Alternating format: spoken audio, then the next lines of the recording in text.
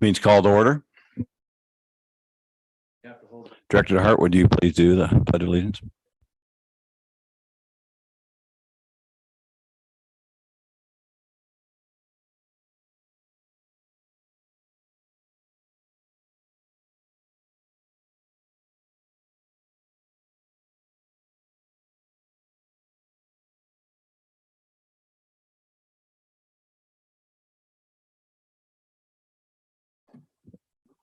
A little bit of a time delay there.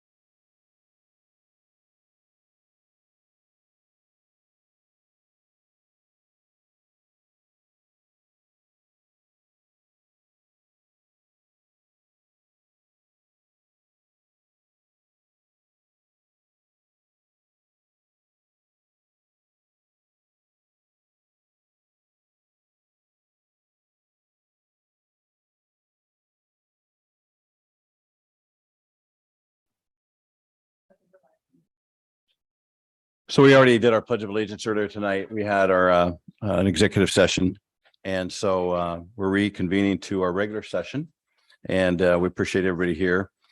Before we get into any public comments, we're going to review the agenda. We have some additions and deletions on that. We're going to approve the minutes from 9/27/22. We will then have our public forum. I'll make a statement on it in a moment. We'll have our union representative from the classified will come in and speak. We invited them about a month and a half ago to come in and speak at each of our board meetings. That would be the presidents of the classified and the teachers union. And we also have our consent agenda, new hires and resignations. We have our banking, our Wells Fargo Columbia signer changes from each school, each building. We'll have the board and superintendent comments. We'll have reports, presentations, and discussions. We'll get to hear from Cornerstone over the bond tonight. And then we will go into board action items. And we will be talking about athletic activity transportation updates. And we will move through the busing situation. We will have a special request there. Dr. Phillips and I will talk about that. And then moving down, we have a resignation agreement and also a legal matter to vote on later in the board action items. So there's a move down. So we have a long ways to go. And so I'm going to review how we work our public comments. So each person's allowed 2 minutes. We have people that have called in or written in, sorry, and Dr. Phillips will read those. And so those will be part of our 30-minute window. So when he reads those, there's still a 2-minute timeline on those. And then we'll move into the stack that you guys filled out. And you'll come up to the microphone. You'll have 2 minutes. You'll be given a warning at 1:45. And at 2 minutes, we'll stop that. Just so everybody knows, we want to have a good meeting. And so any comment of a public employee in our school district is not allowed. And that also pertains to the people in the district office in this room. So personal attacks on any person here tonight, it's not allowed, even if it went back at somebody in the audience tonight. So we'd appreciate having just a good civil conversation. When you come up, your name will be called and you'll be allowed to come up and make your comments. When we get to 30 minutes, we'll stop it there and we move on with our meeting. Does that make sense? There's also no random comments from the audience over what somebody says or doesn't say. So we appreciate you following all those rules. So with that said, we're going to move on into our approval of or our review agenda. So I'm going to ask for a motion on that. That would be for 9/27.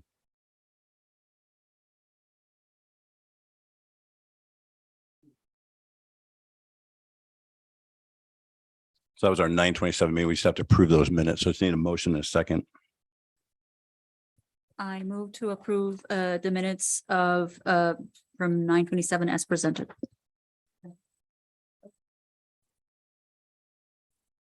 Second. All right, all those in favor, please raise your right hand. Motion passes 7-0. Thank you.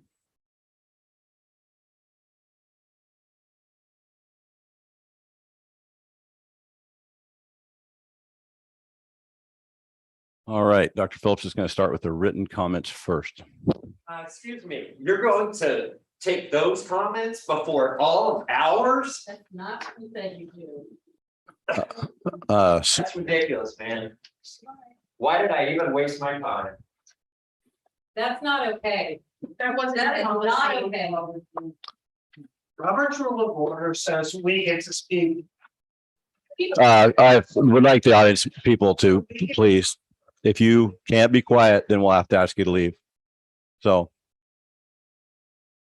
No, we're going to proceed the way we do our meetings. So.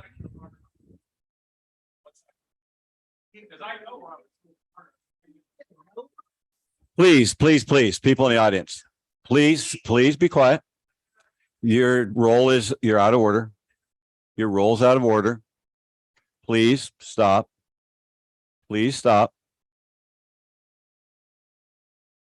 Sure.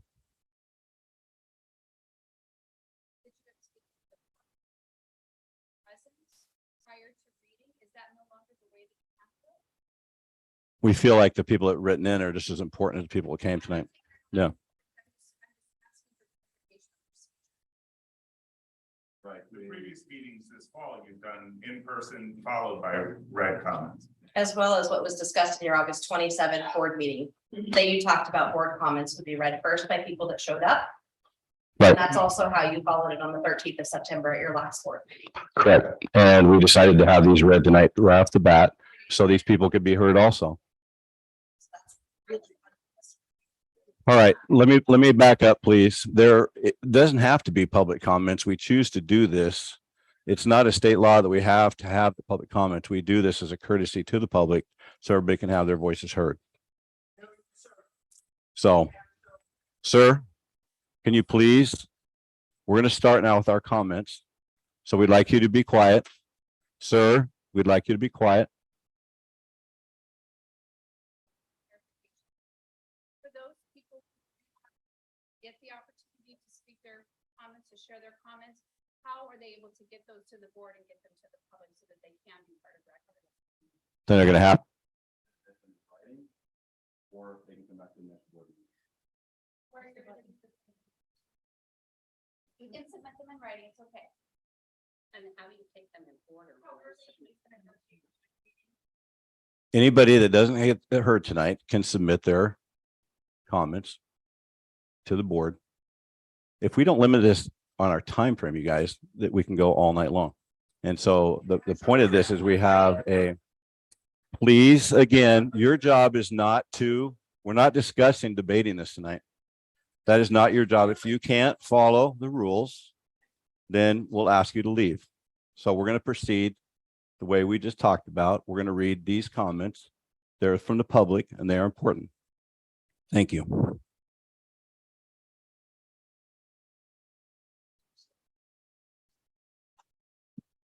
All right, this first one is from Bree Zimmerman Padfield. You don't have to read it. I would like to read my. Okay. Stand up so we can read it. Okay, next one is from Michael Sitter. This letter is in response to the September 30th school board statement. After reading this statement with its condescending tone, I feel compelled to respond and to set the record straight. I'll address your letter point by point as you wrote it to us, your constituents. First, the funds spent on litigation were brought about by the board's initiation of illegal policies targeting marginalized children. These policies are clearly illegal based on the judge's ruling. Using these funds on education would be nice, but protecting rights is equally important. It was irresponsible of the board to enact these policies. Second, your claim that these policies were not directed at the LGBTQIA+ community is false. The initial ban was specifically targeted at LGBTQ and BLM signage in our schools. Children from these groups have been the target of hate and violence for years. If you took the time to speak to and listen to any of these kids, you would know this. Third, I'm glad that you don't plan to appeal this ruling, but I will only believe that in time. Appealing this ruling would be yet another waste of taxpayer school funds. I found it interesting that you are now concerned about teachers hanging differing political, social, and religious signage when this was never done before.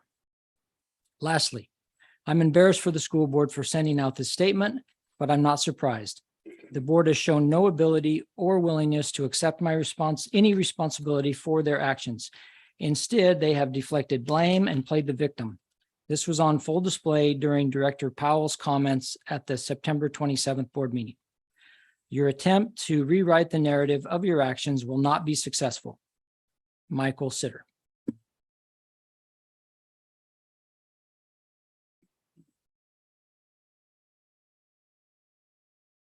The next one is from Shannon Morales. Shannon Morales, I wanted to respond to Renee's comment from the last board meeting. There's so much, but most importantly, your response to Angelina's comment. And this is so important. What you don't seem to understand is that she never needed these flags in schools. What she needed was for you to not ban them because it feels like you're banning her. There's a difference. I'm a Christian too, Renee, and thank God for these teachers who have stuck around to show these kids that they do in fact love and support them. In response to the email from the district, you had been warned that a lawsuit would happen if you followed through with this ban, yet you all chose to proceed.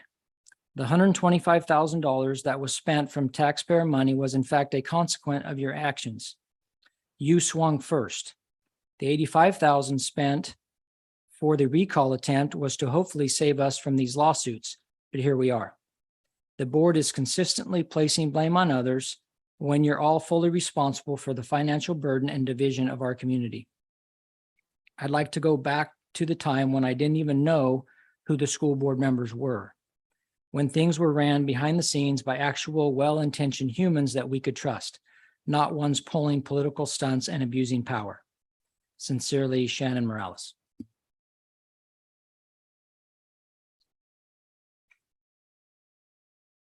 Okay,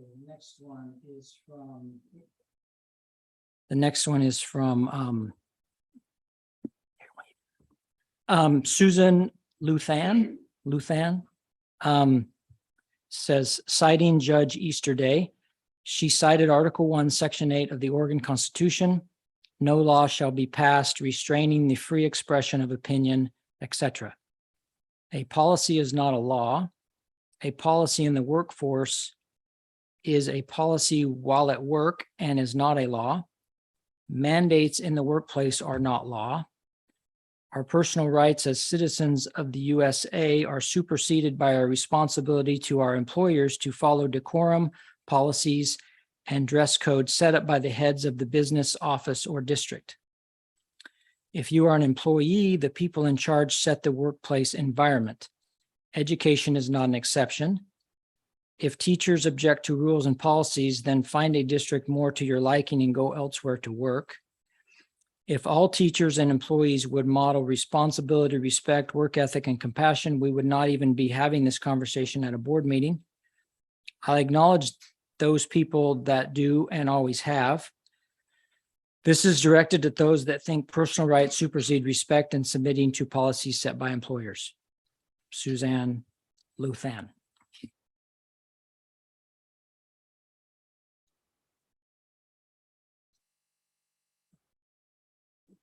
Okay, the next one.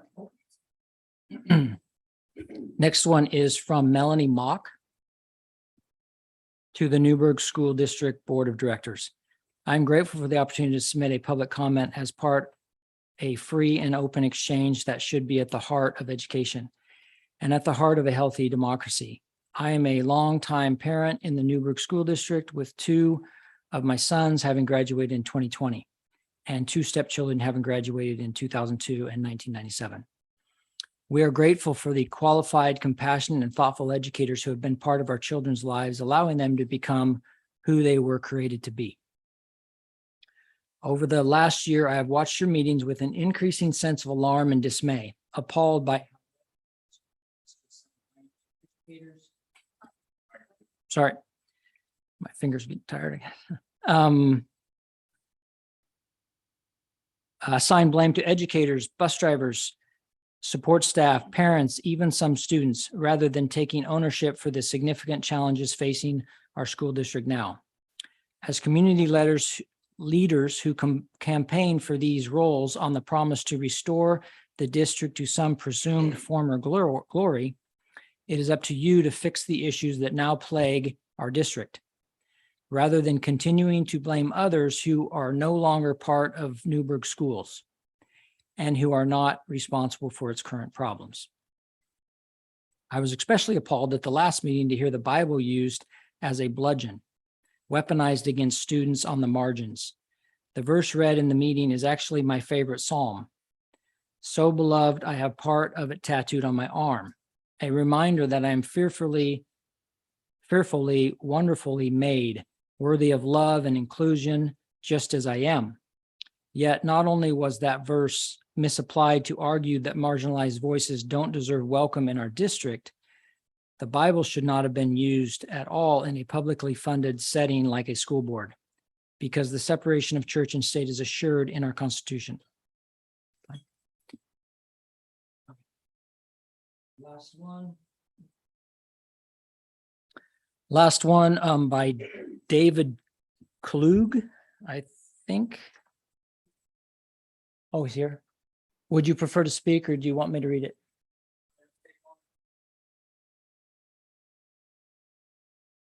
Okay, sure. Yeah, because it's a long one. Okay, so that's all I have. So I'm going to go back. Ms. Zimmerman, would you like to read yours also? Yeah. Okay. Yeah, please come up. Thank you.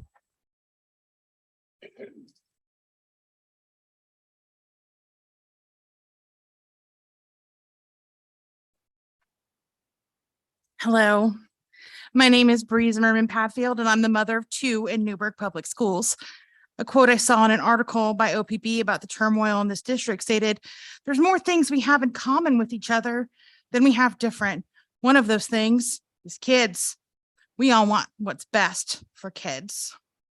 I know that is what you believe, but I find it incredibly hard to believe when the superintendent of a school district with a large migrant population believes that illegal immigrants are just as dangerous as assault weapons.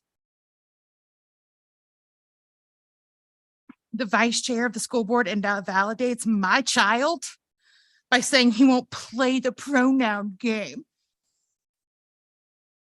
And one of the female members of the board equated Nazi and Confederate battle flags with flags that make my child feel included. There is no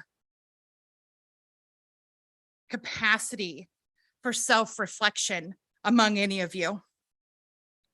Absolutely none of this is what's best for my kids.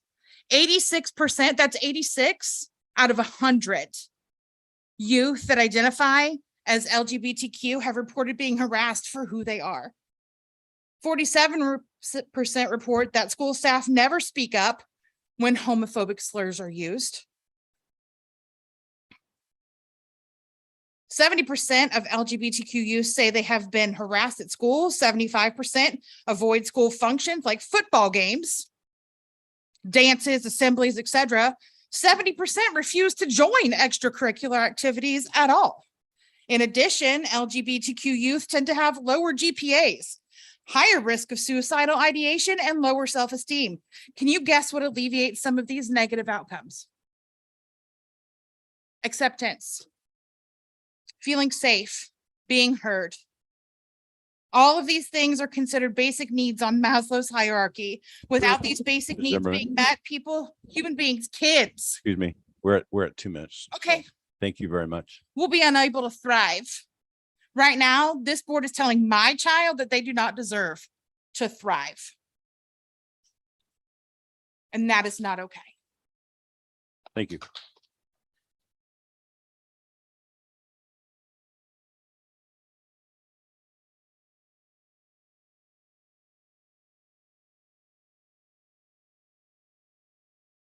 Mr. Klug, would you like to please come up?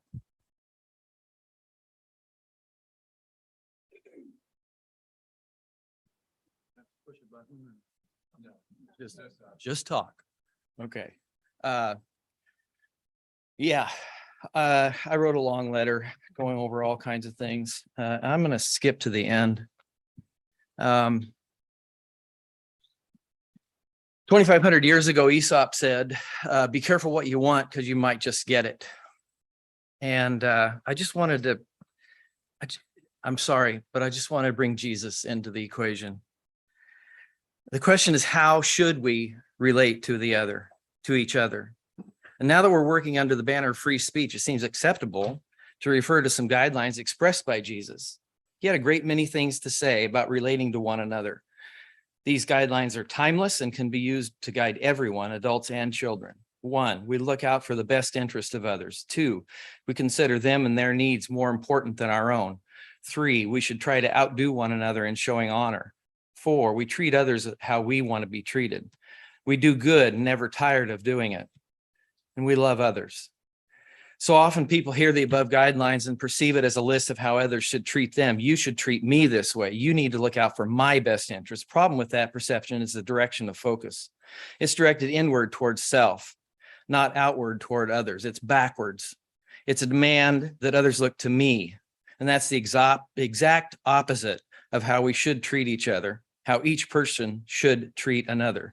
These guidelines serve everyone. Finally, please allow me to close with this. From the tone of conversation, it's clear there's a misconception about what Jesus said, did, and stood for. He issues an invitation. He does not condemn. This invitation has no qualifications or disqualifications. It goes out to everyone equally. That invitation is to follow him. Listen to what he says. Let his words penetrate your heart and see what happens. That's it. That's the invitation. It's open to all. It's completely inclusive, and he's ready to receive anyone who would choose to receive it. Thanks, you guys. Thank you.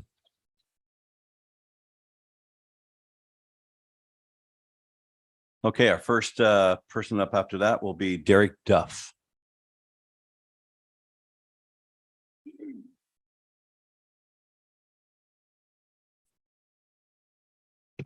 Good evening, Board and Superintendent. My name is Derek Duff. I have 2 children in the Newburgh Public School System, and I have another that will start in the 26-27 school year.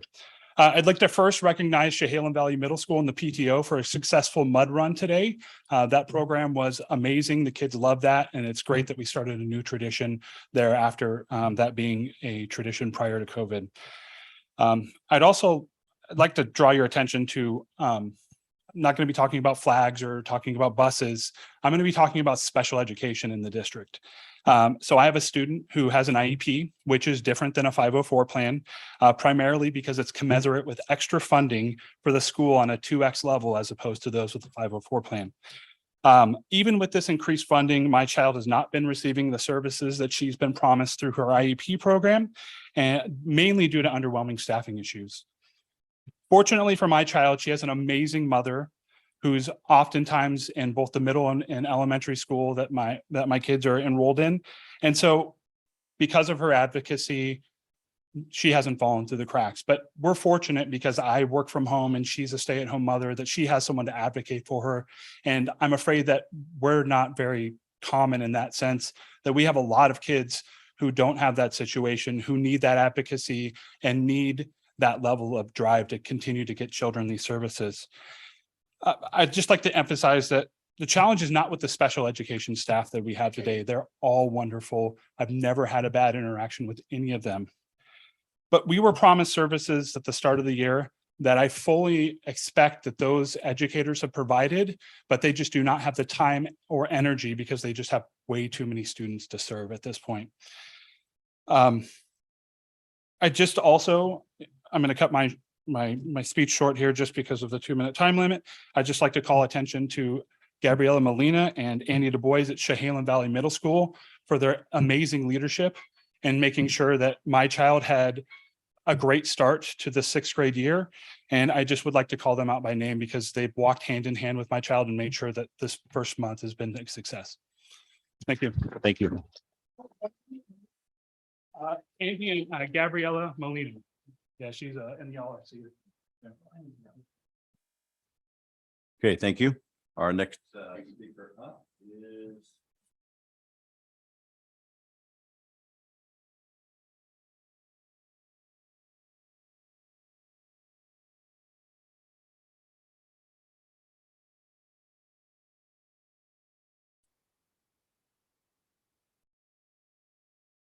speaker up is Tracy Sutherland.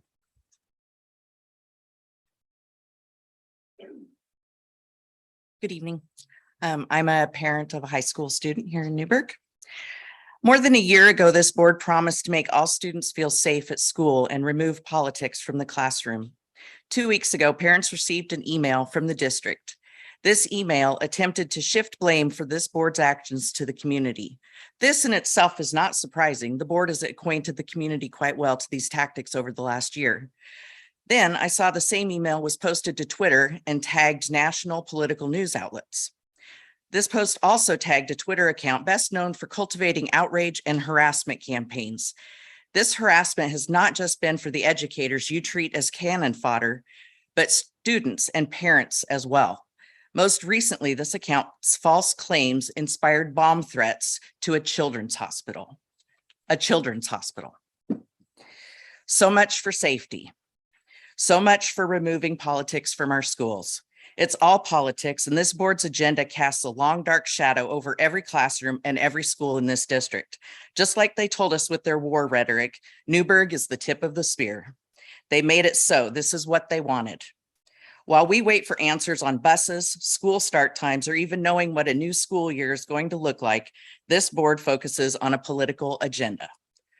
The politics of this board overrides the safety of students and staff alike. It's political. It's always been political. It's all politics all the time, and everyone else pays the price.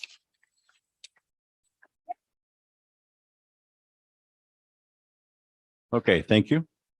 Next speaker up is Judy Tokstad. I don't think I have to introduce myself. I've been up here enough. So 3 things today. Student comments. In the future, please listen or read the students' comments before you respond. In response to Angelina's comment, you completely missed the mark. There are 2 points in her comment deserving response. 1, I feel like you're trying to erase me because I cannot pretend to be all the same. This comment was profound coming from a 10-year-old. I believe she is more in tune to who she is, her worth, and her value than you can ever know. Her teachers are the ones who make her feel safe. And after the policy was passed to remove signs, Mr. Langdon reached out to assure her she would be safe. You are putting the blame on the very people she respects. The second comment she made deserving your attention is just because it doesn't hurt you, it hurts others, and it is wrong. Another thing we teach our children, think about what you're doing. What is the impact to other people? I feel like your comment did not address her concerns. About your public comments or your email last week, I was shocked at the lack of accountability when speaking to the legal fees. The legal fees that were spent were not the fault of the teacher standing up for her rights or the ACLU representing her. The legal fees were from your decision to proceed with a policy that was illegal and ill-advised by an outside attorney you hired. An attorney who professes he has worked in politics for 17 years. His entire playbook on how to fight public policy and mandates is outlined in the Parents' Rights Conference in 2022. If your playbook is his playbook, there will be more legal fees. And he'll get paid. 2 minutes? Okay, thank you. Thank you.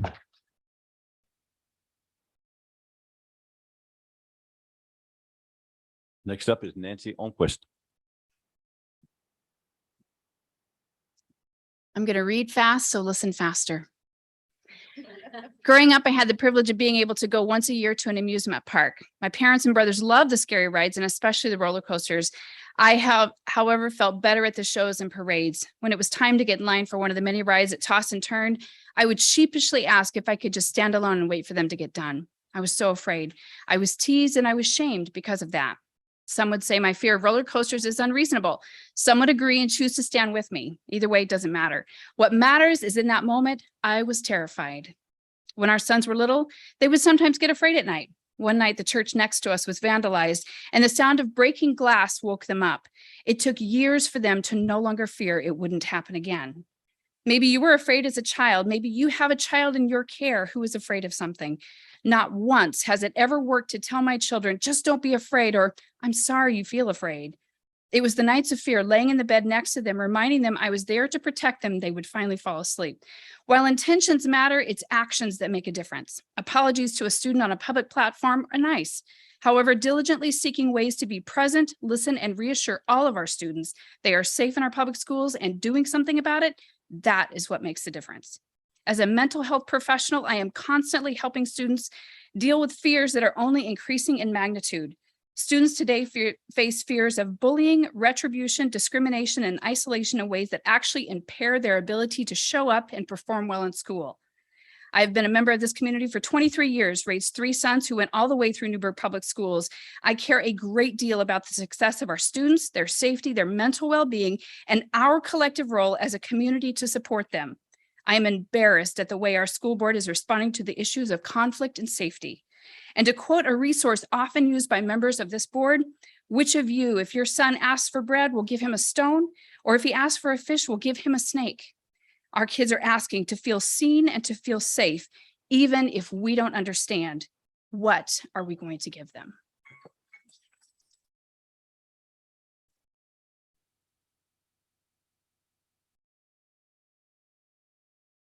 Okay, next up is Christina Moran.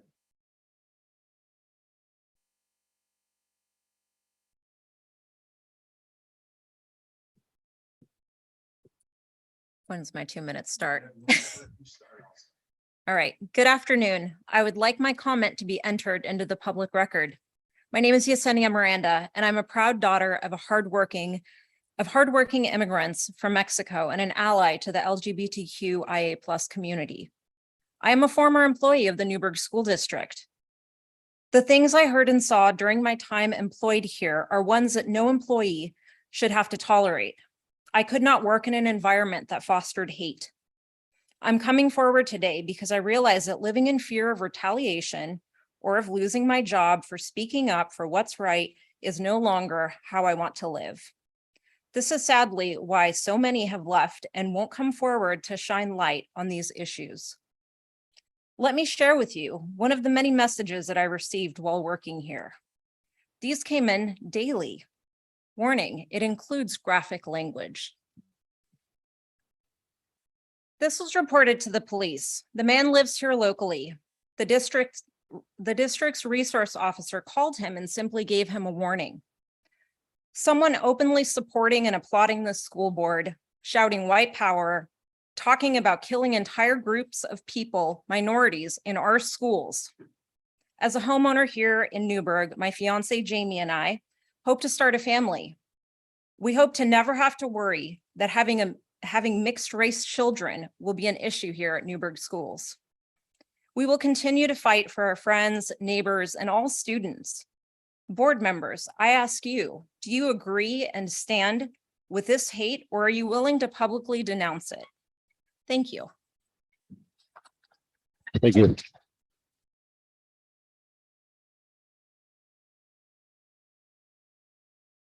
Next up is Bree Padfield. Got that?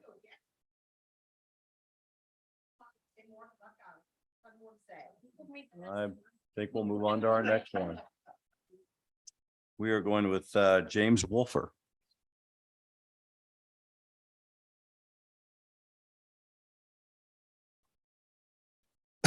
Good evening, members of the board, district staff, and members of the public present tonight. I want to start by saying that anything I express tonight is my opinion and not that of any employer. My name is James Wolfer. I'm a Newburgh resident and have been for most of my life. I graduated from Newburgh High School and George Fox University. I'm a military veteran and a police officer. In fact, I'm the school resource officer for the city of Sherwood. I'm also a father, most importantly, and I dream of my children graduating with the same Letterman jacket that I wore. But I feel that dream has been put in jeopardy by the members of this board, specifically Dave Brown, Brian Shannon, Renee Powell, and Trevor DeHart. As the chairman of this board, I particularly hold you, Dave, more responsible than most. School board directors are supposed to be nonpartisan positions. How much has the school district lost so you could pursue your personal political agenda? We've lost hundreds of thousands of dollars, from the $155,000 in legal fees to the extra $170,000 we're paying for a fired superintendent, who, by the way, told you this policy was unconstitutional, to the unknown costs we're paying for your hyper-partisan attorney. We've lost civility. You've spoken at Free Oregon events alongside Ben Edel, who just this February came to Sherwood High School, trespassed on school grounds, and tried to lead the students in a riot while screaming in the face of staff and myself and calling them child abusers. You've given legitimacy to a local rabble-rousing conspiracy theorist with a blog who is called Pillars of This Community groomers. We've lost dozens of staff members. We have 65 open positions in this district. Our SPED program, as I mentioned earlier, is in shambles due to staffing. By any metric, you are not doing the jobs that we elected you to do. Our district is failing, and you cannot in good conscience keep blaming it on others. The buck has to stop with you. So buck up, stop pursuing your personal politics and get back to the job at hand, getting our kids the best and safest education we possibly can. If you cannot do that, then step down so that someone else can. Thank you.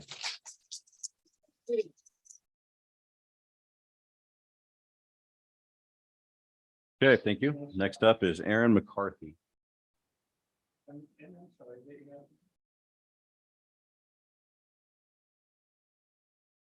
Hello, my name is Erin McCarthy. My pronouns are she, her. I'm a business owner in our community and a parent of a school-aged child who lives in the district. Please stop using these board meetings as a platform to proselytize your Christian faith. This is purportedly a meeting of representatives elected to serve the public school system, not a private religious institution. You are here to administrate the education of our town's children and not to read Bible verses or espouse Christian nationalism. Perhaps you are confused as to the purpose of this school board. Maybe you have a fundamental misunderstanding of the First Amendment and a separation of church and state. Possibly, and most likely, you get it, but just don't care enough about it to keep your faith to yourself in this setting. Either way, cut it out. There are many venues for you to discuss your religious beliefs. This isn't one of them. If you're so passionate about a mashup of Christianity and education, might I suggest vacating your position on this board and finding a private religious school that is more your style? They would probably love to have you. This community is filled with folks of different faiths. There are Jewish people here, Muslims, Catholics, pagans, Mormons, atheists like myself, and even a few card-carrying Satanists. Stop assuming that everyone ascribes to Christianity as a default. Quit telling the children of this district that they are fearfully made in the image of your God. It belies a shocking misunderstanding of the public school system as a whole and your role on this board. As for the many, many people here that understand the impropriety of your actions, it's just embarrassing. Thank you.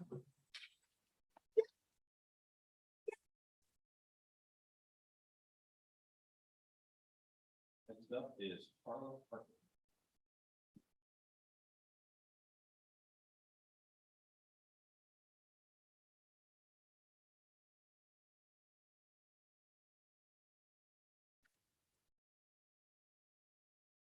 Hello, my name is Carla Parker, and I am a deeply concerned citizen for this community because of the ways that this school board is not only steering the city in the wrong direction, but is also potentially violating Oregon law. Since the summer of 2021, I have witnessed just how devastating the decisions of the board can be. Time and time again, the board has ignored the voice of its students, staff, and community, has relentlessly pursued policies that have been declared unconstitutional, and has refused to take responsibility for their actions. Oregon Senate Bill 52, also known as Addie's Act, states, each district school board shall adopt a policy requiring a plan on student suicide prevention for K-12 students. This plan must include supports that are culturally and linguistically responsive to the needs of students who are at a higher risk of suicide and suicide ideation, including LGBTQ students, Native American, Black, Latinx, and Asian students. According to the nationwide Trevor Project 2021 survey, just over 50% of LGBTQ students identified school as an affirming space. I would venture that here in Newburgh, 0% of them do, because you have taken away the symbols that make them feel affirmed. 50% of LGBTQ youth aged 13 to 17 considered suicide last year, and 18% attempted it. These students are more than twice as likely to feel suicidal and over 4 times likely to attempt suicide than their heterosexual peers. Today is National Coming Out Day. Sadly, only 1 in 3 LGBTQ students experience parental acceptance. Another third wait till they're adults to disclose their identity. This means that most probably of your LGBTQ students do not feel affirmed at home or at school. As you think about that thought, please reflect on your mission statement. It includes the words, Newburgh School District will educate all students to receive their full potential. All means all. Okay, thank you.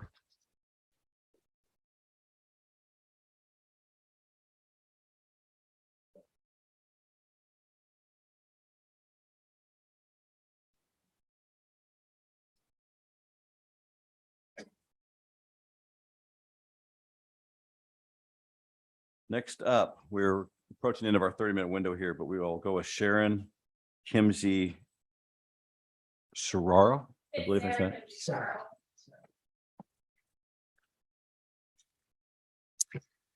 Hello, my name is Sarah Kinsey Sorrow, and I'm the mother of 2 students here in Newburgh. I keep hearing we need to stick to the 3 R's in school. That's never been the only role of public education. Chair Brown, during the June 20th, 2020 meeting, you said, and I quote, "I think the educational model has to change.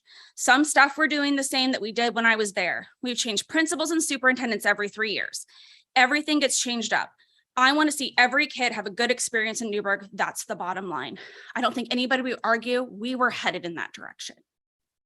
Learning and listening from people with experiences different from our own and looking at how our actions and decisions affect the people around us is arguably a much bigger life skill than the Pythagorean theorem. Kids need to understand how to navigate relationships, how to listen, how to engage with people other than their parents and teachers. Your job is to prepare them by providing a safe and well-rounded learning environment. The current state of our school district has me worried not only for my girls, but their peers and teachers as well. In May of 2017, we all started seeing the "Don't Give Up" signs around town and in our schools. Businesses were putting them up. It made everybody feel very connected. That year alone, we saw 3 teens complete suicide and another 2 attempt it in a 6-month period. The district responded by acting and committing to supporting our kids' social and emotional well-being and put things in place to help them. I'm concerned we're sliding backwards and won't have the support many of our kids need. How many of our kids are going to fall through the cracks? Speaking for my family, we love hearing from the girls' teachers. They go out of their way to make sure other kids are included, making sure no one is left out. Their scores on tests and grades mean little compared to knowing they are good humans. While this does come from an emphasis at home that how we treat people matters, I know it also stems from their incredible teachers at Crater who demonstrate these actions daily. Our teachers in Newburgh are such amazing people and deserve so much more than they are getting. How fast are they going to burn out from carrying the load that's been laid on them? What's going to happen to our kids if we don't start moving in that right direction again? Also, if you're going to harp about transparency, we need to see that in action. Thank you.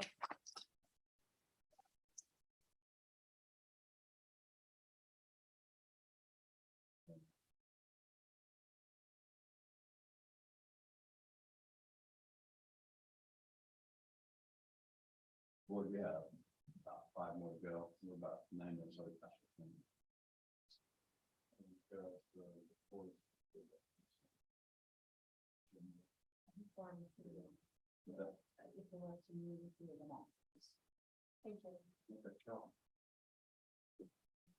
All right, next up is Steve Sherwood. I'll probably use less than 2 minutes. First, I want to thank Superintendent Phillips for your announcement, your public announcement last week, clarifying the district's legal and moral commitment to banning hate symbols from the schools. I think that was helpful clarification from the last meeting. I'd like to ask you to continue as the superintendent and the board to do the same following your legal obligations in terms of SPED. I'm the parent of a child who is about to graduate with honors from George Fox, and that is solely because of help that she received moving through Newburgh Public Schools because of a reading disability. So I can speak to the vital nature of following the law, of giving kids the educational opportunities that are legally afforded. If the school cannot provide staff, you need to set up reimbursement programs to help families pay for it. As was mentioned earlier, not every family is able to advocate and do the work on their own. We were able to do that and spent thousands of dollars supplementing what the school was able to do. Many families are not, and their children need the support that the law requires. So whether it is in hiring staff or reimbursing families, it is incumbent upon you to do your legal and moral good for these SPED students. Thank you.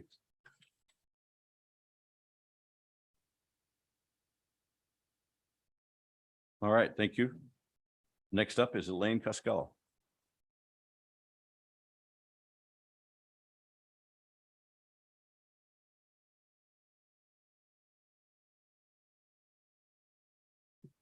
Hello, I'm here tonight to talk as a parent of 3 students who went all the way through the school district. And I'm here to talk as an employee of 14 years of the district who gave my life to this district and who loved her job and who quit along with 100+ other people. I don't know exactly how many, a lot of other people. I'm curious, do you know why over 100 staff have left? Are you aware? Have you done any exit interviews? Have you tried to follow up? I would kind of think that those are important things to do. I'm going to tell you a little bit about my story, and I don't have time to tell it all, so I'll be leaving something back there. On January 4th, of 2022, I submitted a complaint to the district, a formal complaint. Right away, Vice Chair Shannon replied to me, spelled my name wrong, added my husband to the complaint, who was not at all involved in it. Very unprofessional. But since then, nothing. You guys have 90 days to reply to complaints, 90 days. Why are you not replying? It's been, I asked Siri, 279 days and nothing. 2 weeks ago, I felt like I was getting that toxic positivity from the chair who was standing and talking like very happily. And I'm like, I have a complaint. I don't like that. I don't like when your positivity covers up something. And I'm here to tell you that the positivity has covered up a lot of ugliness with people leaving the district, a lot of pushing people out inappropriately, a lot of retribution from this board that cannot handle any kind of accountability. There is none. So you guys have a complaint process that you are not doing. Is that because you have this attorney who is telling you that you cannot be punished? Because that's what it feels like to me. I've noticed that he said that twice. I would like you to deal with my complaint. I am saying this publicly now. I'm going to put my entire complaint over there. If there is anyone here who would like to read it, please pick it up. I tried to do this the right way. Thank you.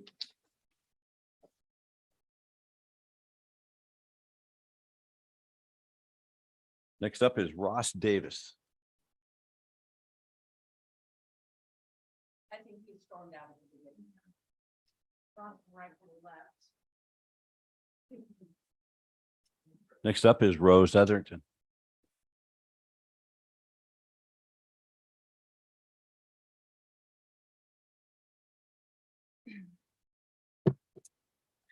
Hello, everyone. Thank you for this opportunity. I'd actually like to address the Newburgh Dundee community. I recognize that a mistake has been made and I want to take responsibility for it. On September 30th, the Newburgh School Board released a statement which was posted on the school district's Twitter account. Several accounts were tagged in this post, and I'm aware that there is concern amongst parents and community members about the reasoning and motivation behind this tagging. As a representative for Bridge and Bolster LLC, I want to say that I hear and understand your concerns, and I want to sincerely apologize to you, the Newburgh Dundee community, for our mistake. We understand the lack of discretion in our tagging choices and fully acknowledge our blunder. And we'd also like to make it clear that this was a decision by us alone without any instruction or influence from Newburgh Public Schools. Again, we apologize for any confusion or distress our decision has caused and promise to learn from this experience so that we can do better. We are honored to have this opportunity to serve the Newburgh Dundee schools and communities. And I welcome anyone who has a question or concern about this to contact me directly. Thank you. All right. That's Ms. Zimmerman, that's not appropriate. People in the audience can make their comment. You can read it if you'd like to. So that's the last of our public comments. And we are going to move now into our, after our public part there, we will be in the union representative comment, and we have our classified president, Jennifer Esmond, here tonight.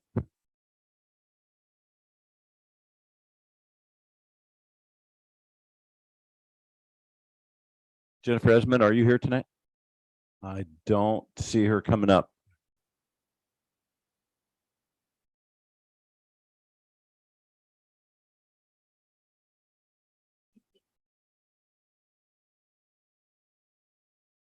All right.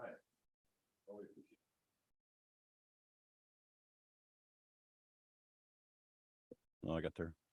Appreciate everybody come up to speak. Again, everybody's entitled to their opinion and comments, and we try to get through them all tonight. So board, we're quite a bit behind schedule, so we'll move on here.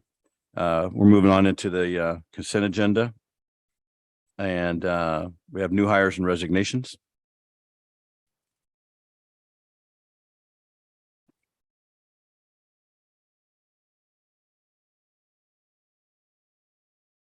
Shadeland Valley Middle School, accept probationary administrative contract for Ashley Thomas, Assistant Principal, Newburgh High School. Accept licensed teacher resignations, Heather Tomine from Mountain View and Charlotte Gilbert from Mountain View. Not getting that. So with that, new hires and resignations, I would ask for a motion. I move that the Newburgh School District Board of Directors approve the consent agenda as presented. I'll second. Okay, all those in favor, please raise your right hand.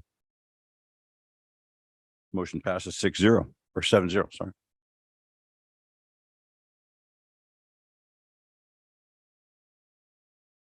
Now for our banking, this is for our signatures. Each building has a list of people on there for who can sign on that. So again, tonight we're moving on that one. And we need to have a vote, a motion and a vote on that one also.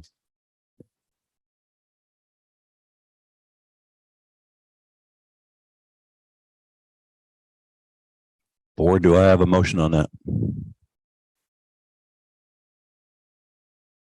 For the changes we're making to the signatures for the banking for each building. We already got that. Director, Chairman, this was part of the consent agenda. Perhaps we should have reviewed that before. So I'm going to make a motion specific for the banking changes to be approved as presented in the consent agenda. Second.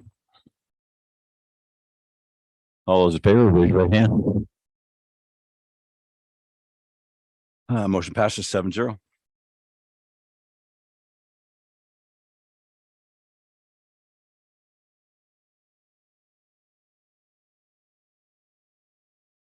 Okay. Board and superintendent comments. I'm going to start tonight with Mr. Riley. No good? Okay. Director Powell. Yes, I'd like to give a big shout out to all the people that donate snacks to Edwards. Thank you so much. They will continue to be in need of more. So if you're able to donate, please do so. Plus, I'd wanted to say how fun it was to be involved in the jogathon. I was able to help out in the morning and in the afternoon. It was great to see all the volunteers, and I was so impressed with the staff and the teachers, what they did to make this such a fun event for the kids. I would encourage parents, grandparents, anyone that is able to volunteer for our schools. The teachers and the staff would greatly appreciate your help in any way and for any amount of time that you are able to give. Yep. Thanks. Thank you very much, Director Perugino. I went to Catalyst and met with Principal Chris Stevens and many of the teachers.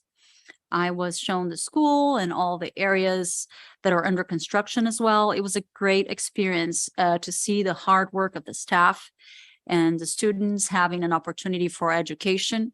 Catalyst is such an important part of our district. And I want to congratulate all who have been working so hard for the success of our students that they are having at that school.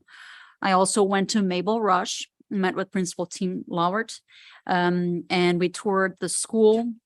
And we really had a great conversation about the wonderful work that the teachers and staff are doing to support the kids. Also, I volunteered at the concession stands during the girls varsity soccer last Tuesday. It was a great opportunity to be around the kids and help the athletes. Jan, she was just so nice and fun to work with. So I thank them for the opportunity to allow me to go in there and help. And I encourage parents of the district, or if you're not a parent, that's fine too, I think, to just look for the Boosters website or Facebook page and find a link to volunteer in the concession stands. I thought it was just a lot of fun, and they do need help. So, and that's it. Okay, thank you. Dr. Kolb. Yes, first of all, a thank you to Rod Federick. He's a substitute teacher at Newburgh High, and he came out of a comfortable retirement to help out and do substitute teaching. He shared with me that from last year, he has found that the overall attitudes and focus of the students seems to be more positive than last year. And so I want to share that because I know that the teachers and volunteers have worked so hard to make that happen, but you're doing a great job there. So thank you. And also shout out to Brian Wood, principal of Ewing Young Elementary, for the tour of your great school. I was really impressed with the nice rapport between the students and the staff. Dr. Shannon. Since we're running late tonight, I'll forego my comments. Thank you. Dr. DeHart. Yeah, no comments tonight. This button thing, that's harder. For me, got to go to the mud run we had mentioned tonight. Principal Du Bois and Principal Lorenzen out there did a great job. The kids were having a blast. They were all over every place. Their goal was to raise $15,000. So we'll see how that turned out. And there was kids everywhere. There were some volunteers, I don't have their names, who set that up out there. The parents did a fabulous job, brought in equipment to see our principals chasing the kids underneath the lines out there and getting mud from head to toe. So Principal Du Bois deserves a lot of credit for that. And Vice Principal Lorenzen. I got a chance to talk to teachers out there today. Obviously reading was something that came up really quick, and we talked all about that. And something that definitely will, moving forward, the district, like everywhere in the country, scores are down, and it's something that we need to really put a lot of focus on is reading. Less screen time, more reading. Tomorrow, Director DeHart and I are going to Joanne Austin to serve dinner to the staff for their doing their parent meetings tomorrow night. So we'll be there doing that tomorrow, and we could do that. And I'd also like to say, last night we had a meeting for the Wellness Center at the high school, and Director Superintendent Phillips and I were there. There's a lot of people in the community that came out, and kind of the big theme we came out of that last night was civility.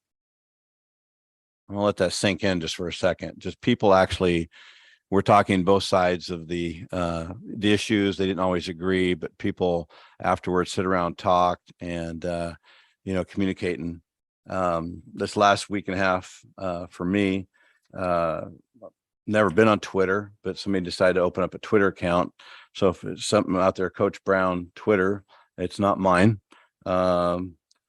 It is frustrating when people do try to communicate that way, but never would choose to get on Twitter to do that. So anyway, people are looking into it, so we'll see if we can get that settled. So that's my comments. I'd just like to thank people for coming in, good or bad. We have a lot of people in the community that are really encouraging a lot. They're volunteering. And so I would say if you're frustrated, volunteer thing always is a good way to, get some of your frustration out. The kids need everything we can give them. And so I'm going to move that on to Superintendent Phillips.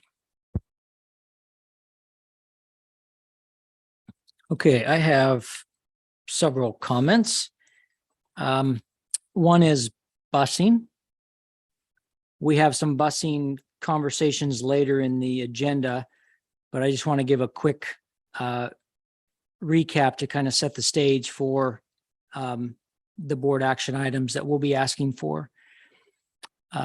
On September 27th, our last board meeting, we asked the board to approve a contract to allow First Student to come in and help out. They did that.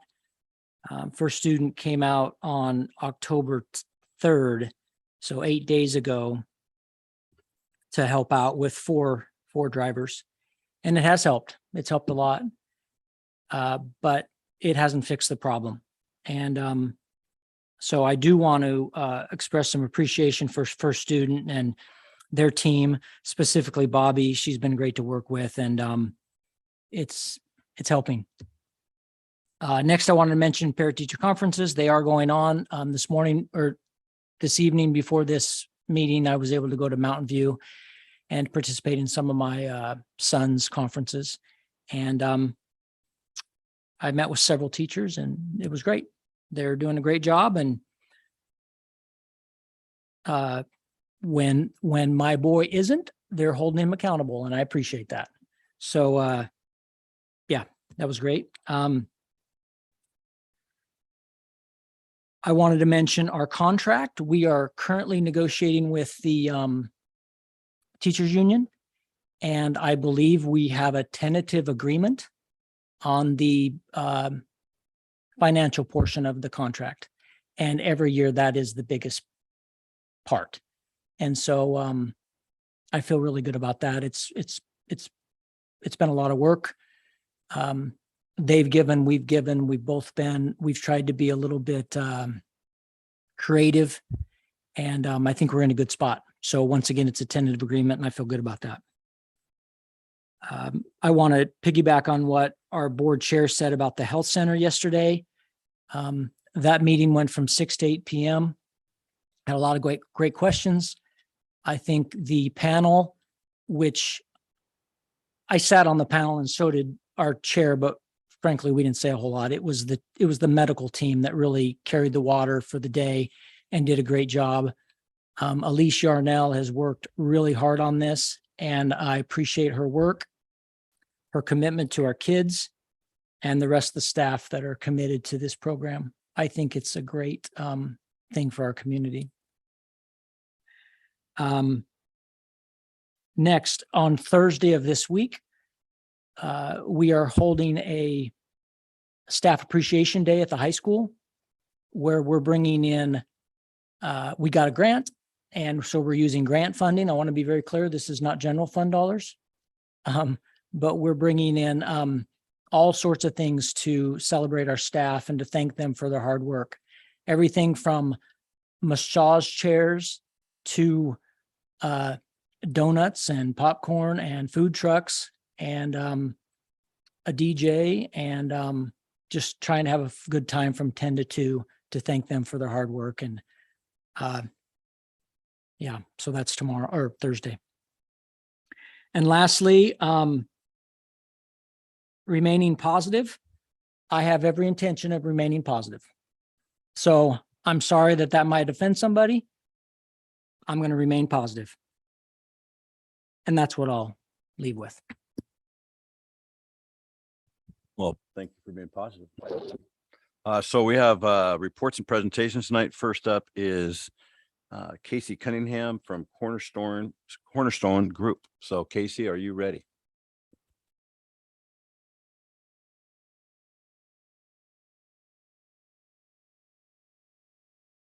Larry Hampton, are you part of that too tonight? Okay. So it'll be Casey Cunningham and our bond director, Larry Hampton.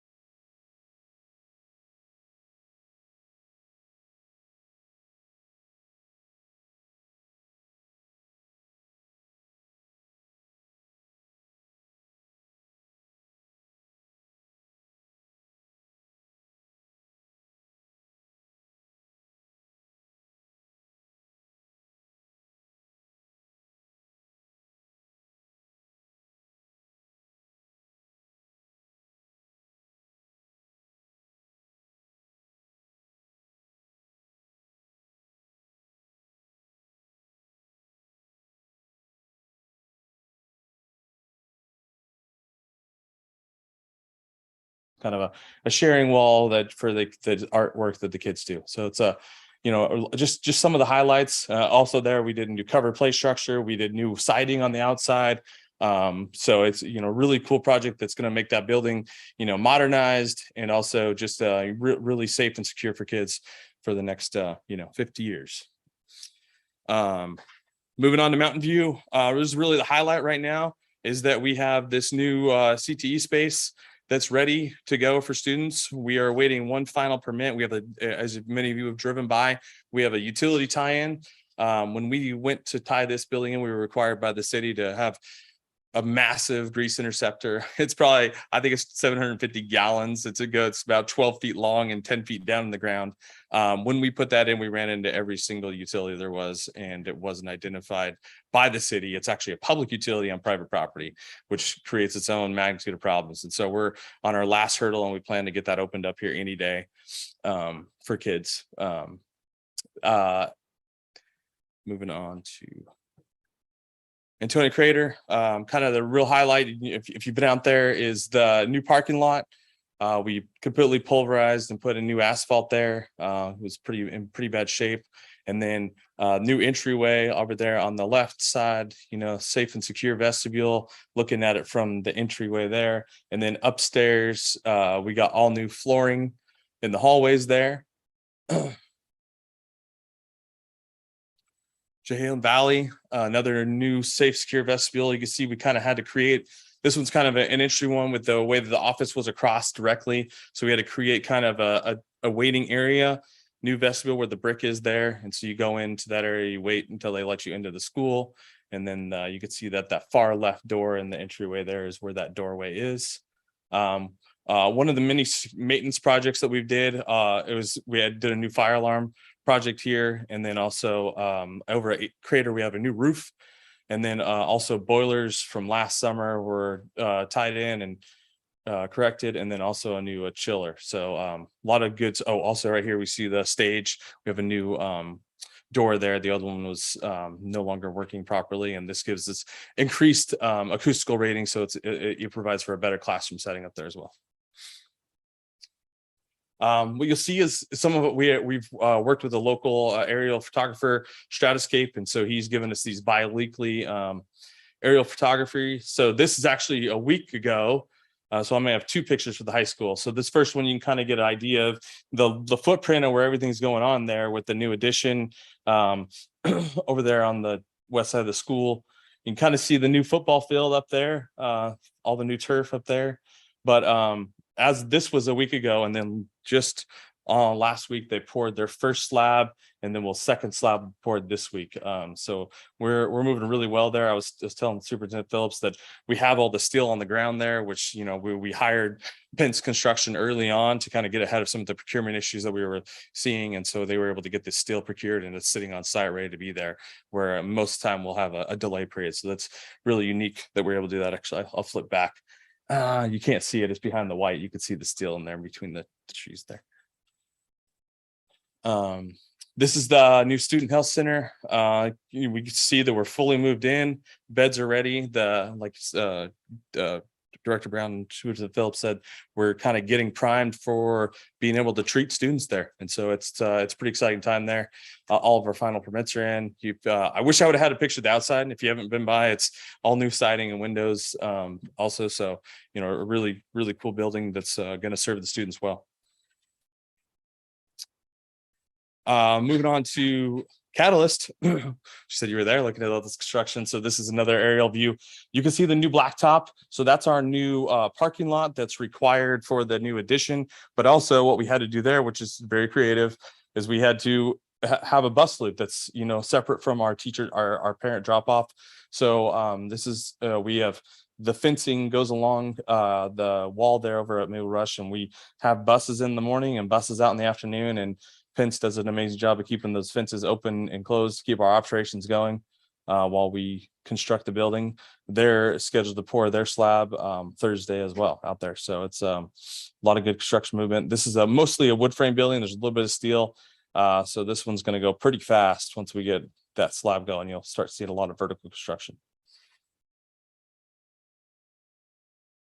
Right next door, here we got Edwards. So Edwards, you'll see that they got a little bit of the not finished area. We have the tie-in our public utility still in that area.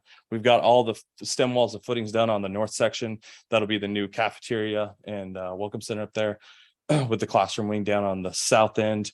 Also this summer, we redid that parent drop-off area. And then we have the portable classroom over there that we have to make sure that we have enough classrooms to serve during construction. That one serves as an additional classroom space for us.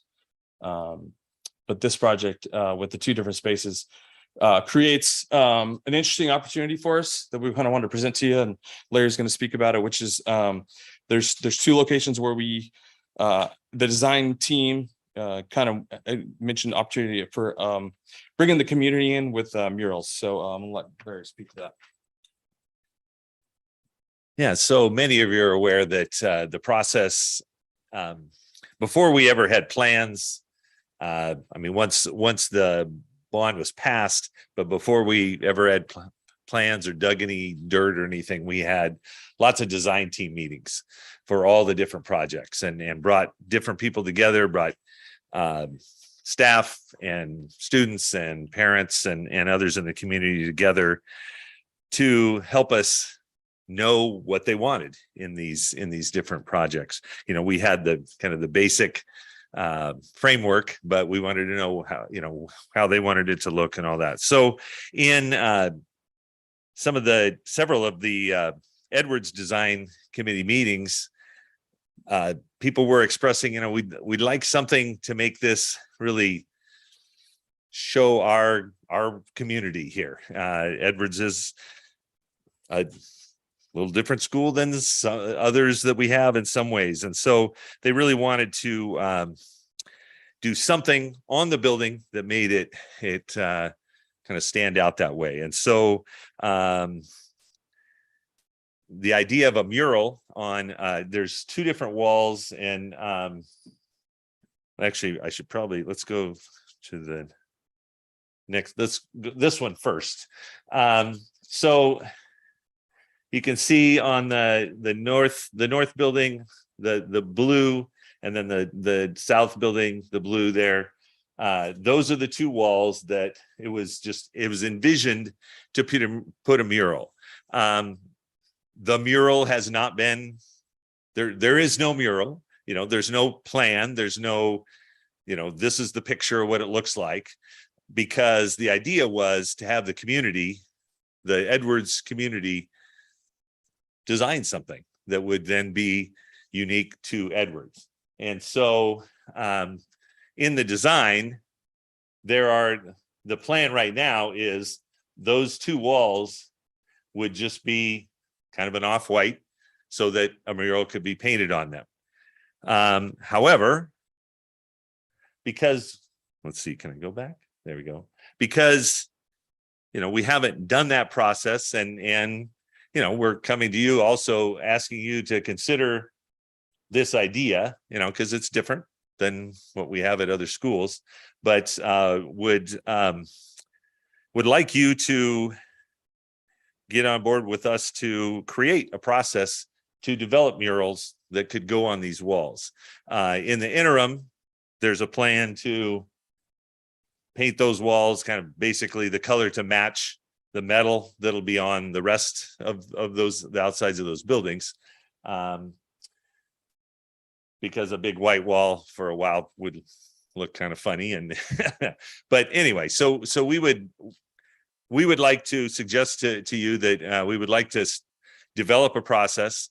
Would love to have board involvement on that, and like I said, to pull together community members to make a design, probably two different designs because two different walls, and then to seek out a person or people who could then paint that for us. So I don't think we came with, emotion or anything. We want to start that conversation anyway with you, and just encourage you to consider that. Larry, how much lead time do you guys need? Because we have a work session in 2 weeks, and we could put this on that and Well, I think, October. I mean, there's kind of two different things. There's the approving the idea.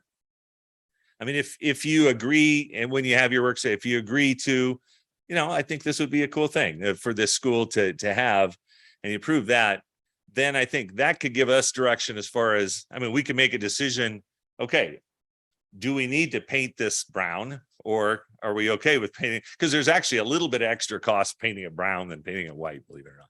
Because I think the white is more of a primer kind of thing. So if we know that that's the direction we're going, we can start a process, and we don't, because there is time built into, before it's going to be built. I think we could move that direction. If the decision is, well, we're not sure we want to do that, then, we would want to move ahead with painting it brown. So. Yeah, and that's kind of what we want to present to show you the two, is that Yeah. if we get to a point where we need more time to determine Yeah. that the process to how we get to that design, then we can go ahead and paint it brown. And we would need probably 6 months from when you say go to be able to get the design and get it implemented. And so working backwards, if we want to be done in August, we would say February. So that kind of give you a timeline. And frankly, spring, summer is going to be a better time to paint an outside mural than middle of the winter anyway. But It's just there's yeah. the design process will take some. Yes. So if we, next work session, we Yeah. kind of toss this around. Yeah. And we'll put it on that agenda. Like I said, it's just a work session, not a regular meeting. Yep.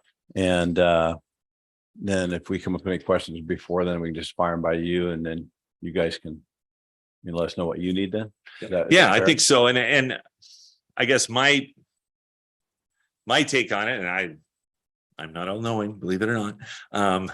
I don't know that we necessarily need the board to, make a motion and approve it. What we want is, do you think this is a good idea or not? And would you approve moving ahead with the process to do it? And again, I would hope that we would have at least a representative from the board involved in that as well. I think that would be great. I would say that as part of the plan initially was to have a mural there. I think it's a wonderful idea. As the person who is from the board who is involved with that school is Director Powell, I would say that as we discussed that in a working session, I think this is just my point of view, that perhaps she would be, someone who could represent the board in that regard, just because she is the one who is kind of, keeping an eye on Edwards. I would say that, but I agree with Well, and Renee also, I'm sorry, has a lot of artistic ability and Right. as well.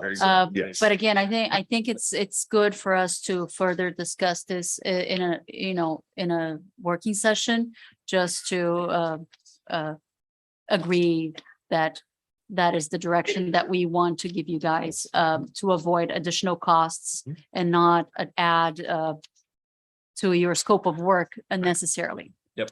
Yeah, no, I appreciate that. And again, the mural can be, is kind of, the idea of it at least is figured into the budget, but it's not specific because there wasn't somebody, set up to paint it or anything like that. Again, there is a cost to finishing that wall, no matter what we do. Would certainly, if we want to go with the mural, it would be nice to, again, work with local people and do there's something a really budget cool. for it, so Yeah. it's accounted for. Yeah. And then you get it. So Larry, Yeah. or either of you. Yeah. I'm just curious, the blue is where the murals Correct. were designated. Yeah. Why those walls? I think part of it is that those are entrances to a certain extent to those buildings from so on the south one, I'll go here. So the doorway is going to be here, this is the path from the main school to in and out of this building. So it's just, that's kind of the end. part of it is, not the whole long wall. I mean, there's windows there, there's classrooms along there. So this is a wall that wouldn't have windows in it anyway, just because of the nature of what's there. And so, and as kind of the focus as you walk towards the building, you see that. And then on the north one, the parking lot, the new parking lot for this area is up here. Events in the evening are going to use the entry up on this side. And so again, it's just Is that parking down there too? this is the main parking lot, the existing parking lot. Yeah.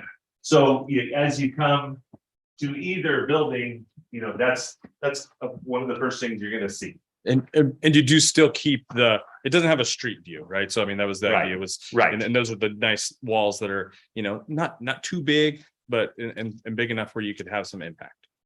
And that little atrium in the bottom wall, that little square on the other building, is that like an atrium, like an entrance, and there's like some walls there? I can come up and point to what I'm asking. No, the blue area is This or on these or on.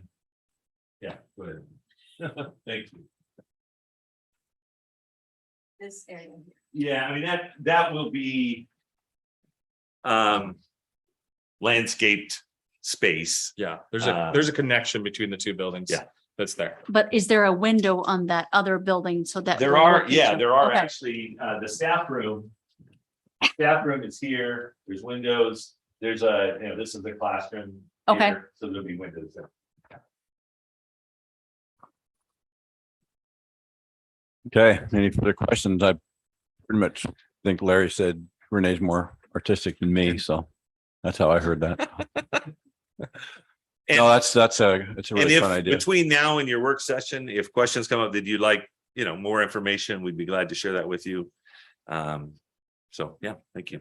Larry, is there any chance, I mean, if people have stepped up to just get some rough ideas from, how many people in the community want to participate, or, I mean, is that something like a panel of people? Yeah, I mean, with, I you know- think, I mean, that even the process can be determined, as far as how we choose who will be involved. Again, my hope and our kind of the way the process has gone is, we would hope it would be mostly kind of the Edwards area people, community, and, parents and even kids, get input from kids too, and that sort of thing. So, yeah.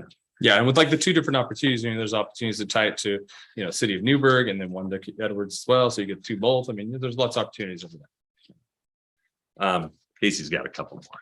Two more slides. So real quick, I got two more. It's summer projects and then also Dundee. So summer projects, we are knee deep in design. We're getting our design development sets this next 2-3 weeks on all 6 of these. And from there, we'll do our estimates, and that'll tell us if we're balancing scope and budget. And so then at that point, we look at whether or not we need to cut, finishes mostly. I mean, when we do value engineering, we don't cut scope, we cut finishes and make them still deliver the bond promise, but maybe not as fancy as it was at one point.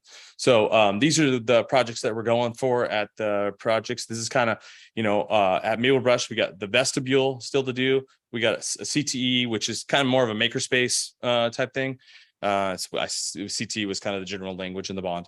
Essentially, it's a makerspace, and then a flexible learning space. Those are both really tied around the library at all 6 of these locations.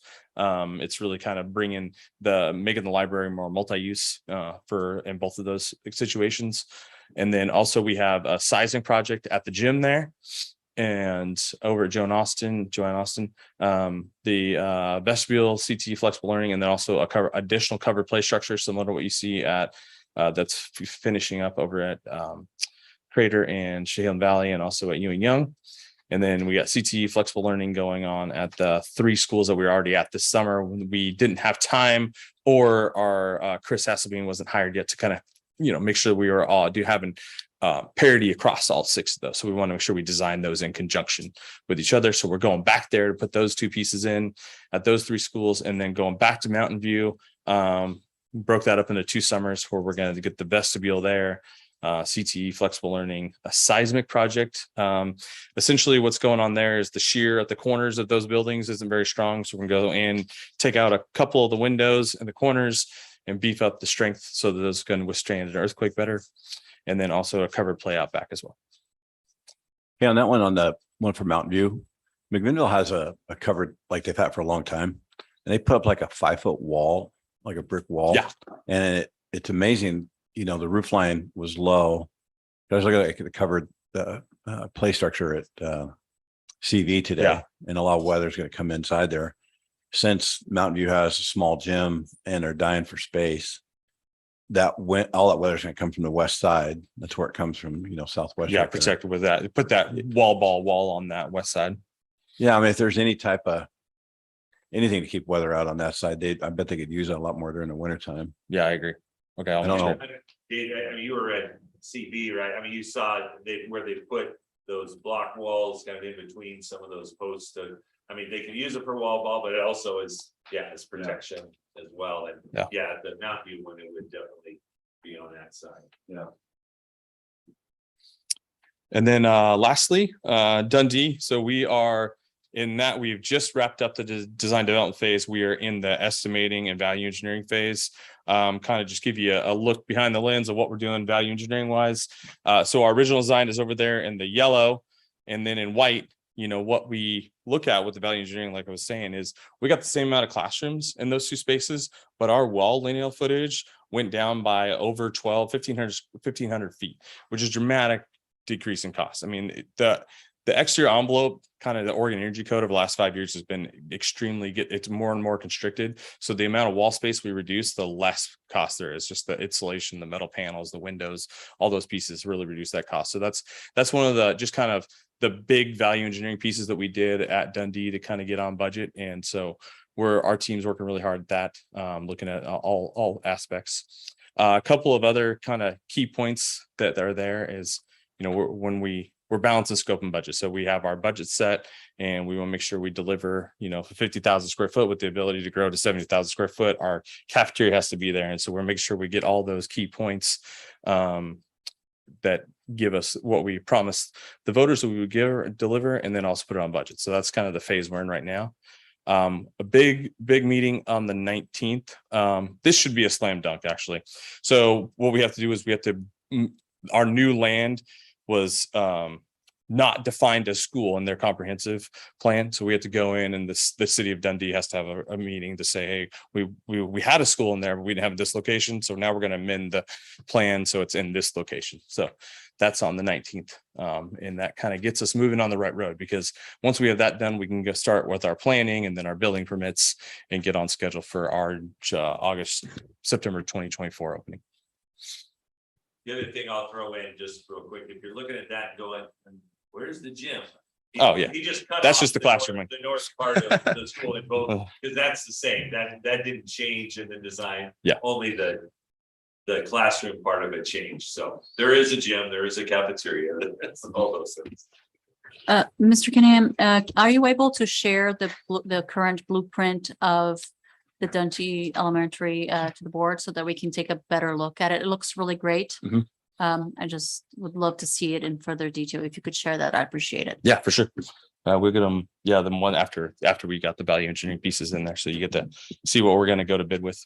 Oh, actually, one more important thing. I don't know if you saw it today. We are in the middle of what we call our request for qualification process, where we go out to the bidding market and reduce the pool of contractors who are qualified.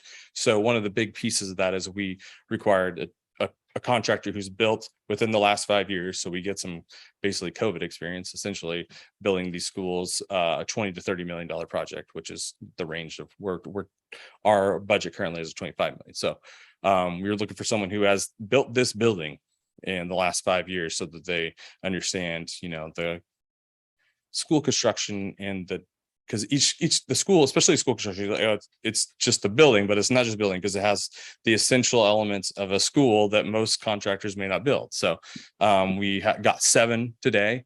And so we're really excited about that pool. It'll give us a really strong competitive bid market when we go out to bid in January.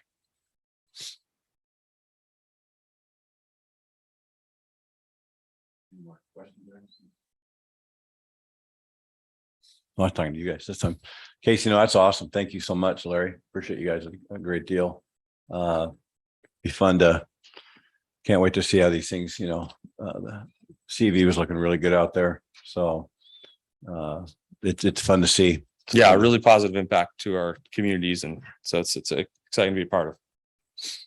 Well, if you don't mind, please come back. We'll be We will. bugging you guys to keep giving us updates. I think it's good for everybody, everybody. Yep, I agree. Thanks.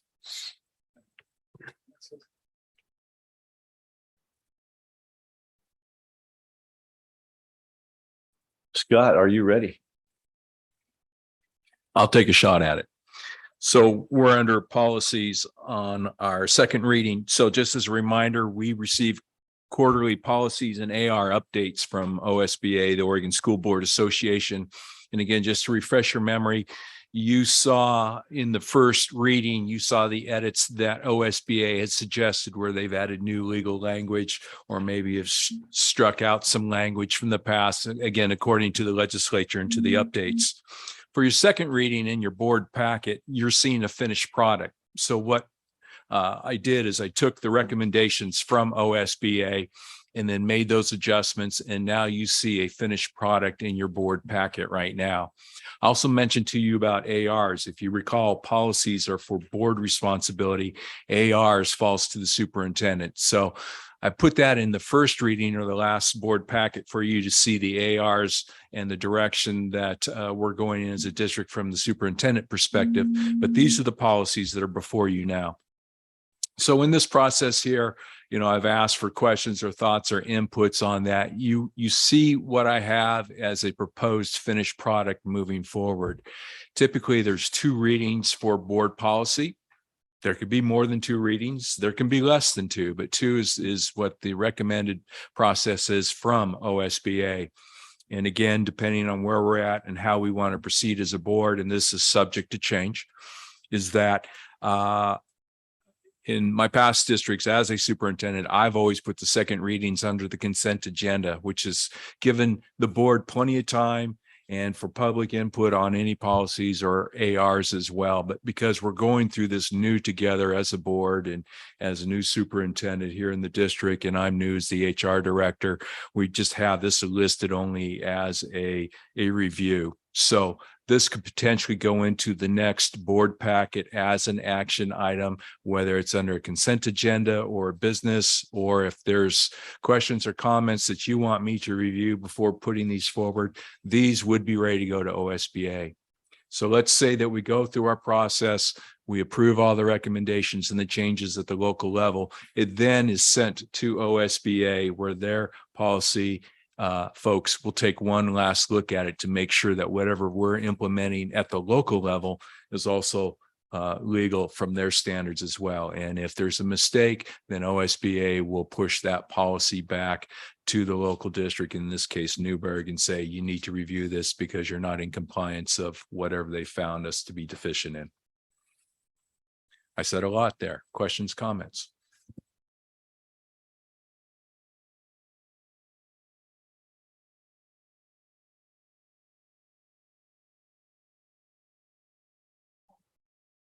I always have questions. So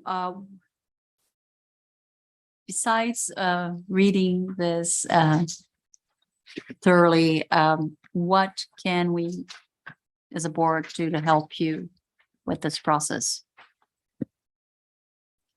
Well, we're going through this together in real time. So as we've gotten together here in the last couple months, this was the latest quarterly update that we have from OSBA.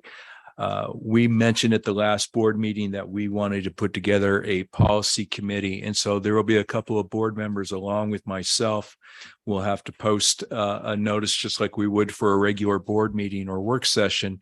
And because of public comments that can be allowed or people to view, they don't necessarily have to be on site, but we have to at least offer the minimum of a televised, but we could also allow for public to be on site as well as we work through that process. And again, I think that's just something that we have to develop as we're moving forward as to what our preference are, whether we want to do the minimum standards or if we want to go a little bit above and beyond.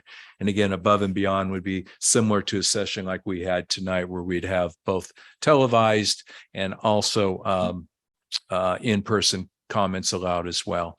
But that again would be up to the members on that committee to direct as far as how we want to go forward. So this would be an opportune time for you to share your thoughts and opinions, and then we would have some kind of a consensus moving forward.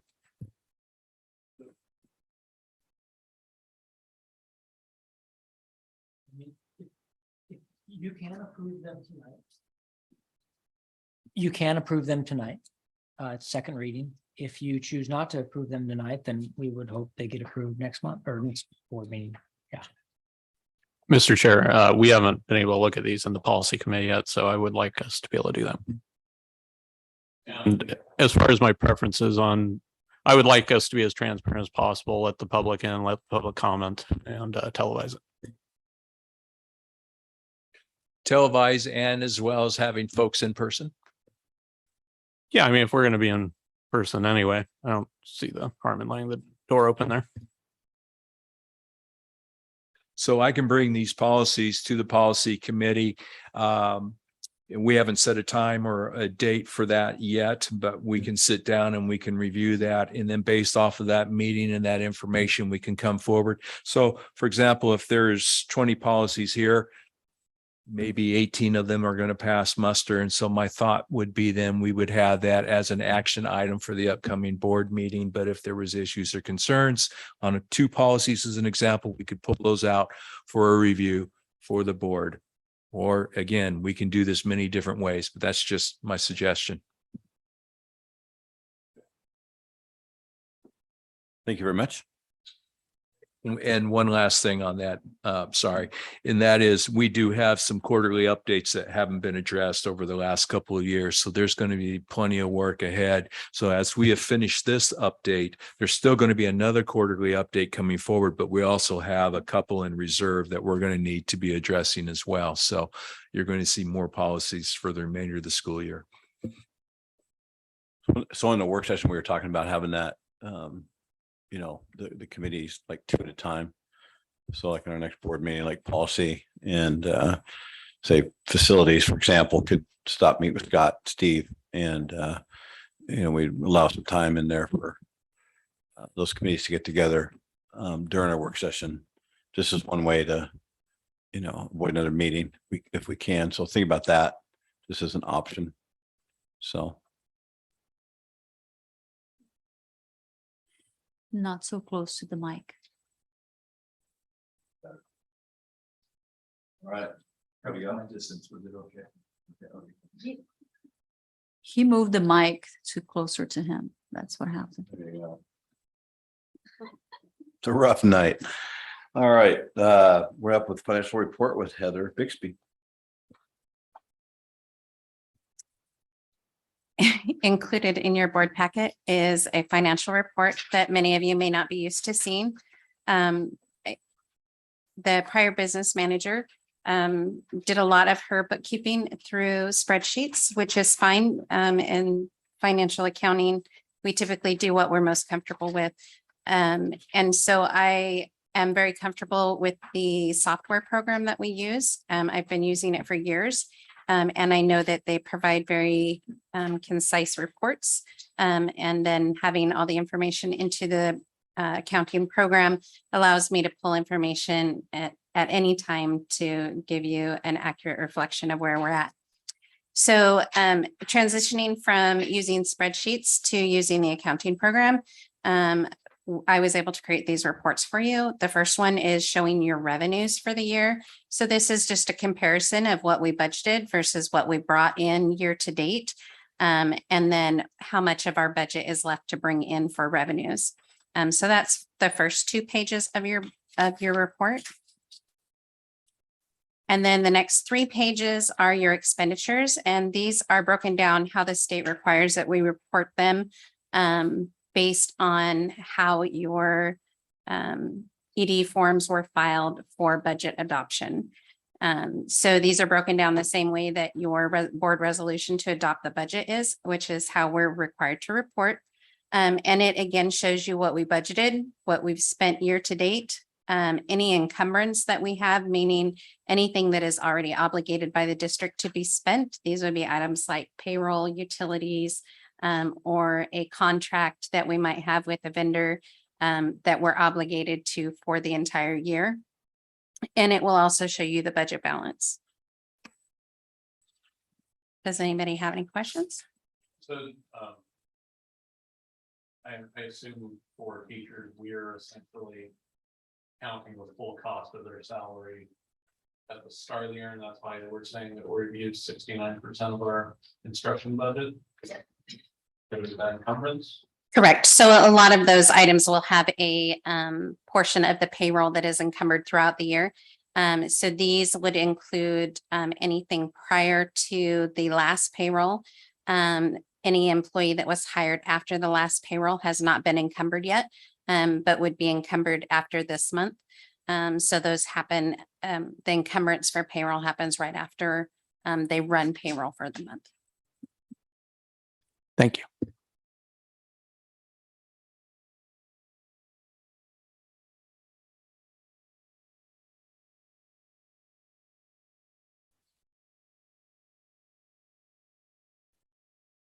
Heather, it's easier to track. I like it. Thank you. It's easier to follow that all the way through. It's a good job.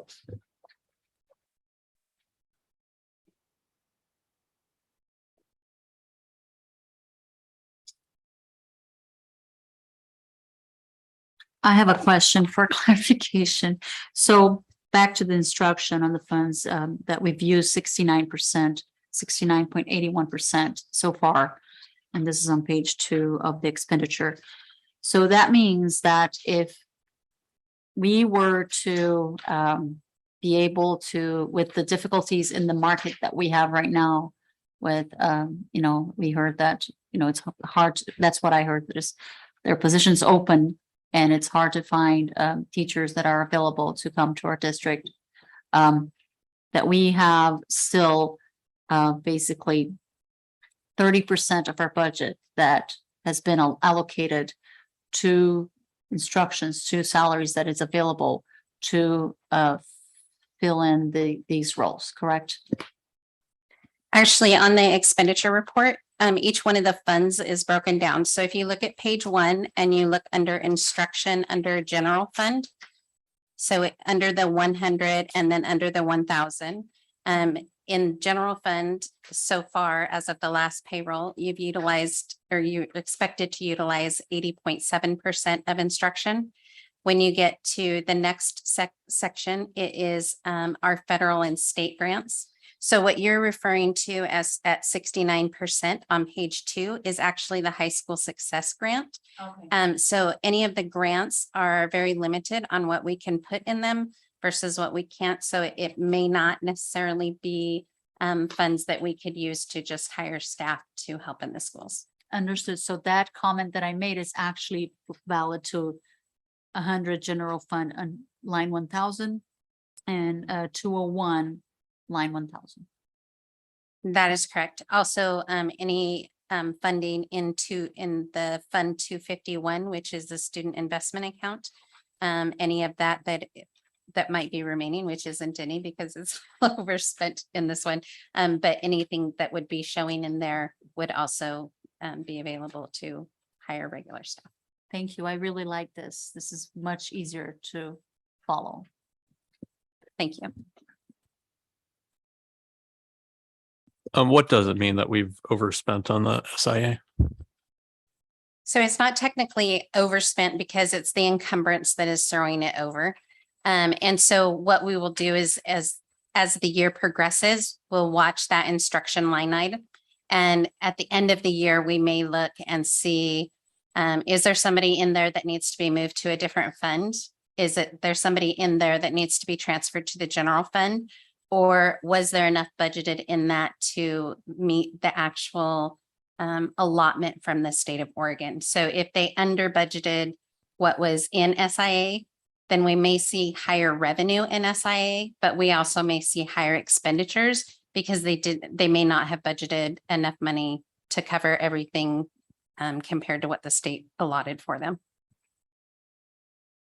Thank you. And also I concur that this is a very good report. I like it.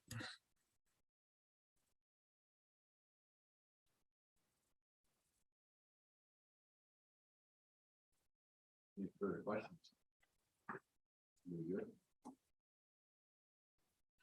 Heather, thank you very much. You didn't need a motion from us or anything, did you? No, this is just to keep you informed of where you're at. So you'll see this in at least once a month in your board packet. Thank you. And I wanted to bring up, there were some comments here and there about financial transparency, and because we had to transfer, well, when I say we, I mean Heather, because we had to transfer from spreadsheets to the program, that's what took so long.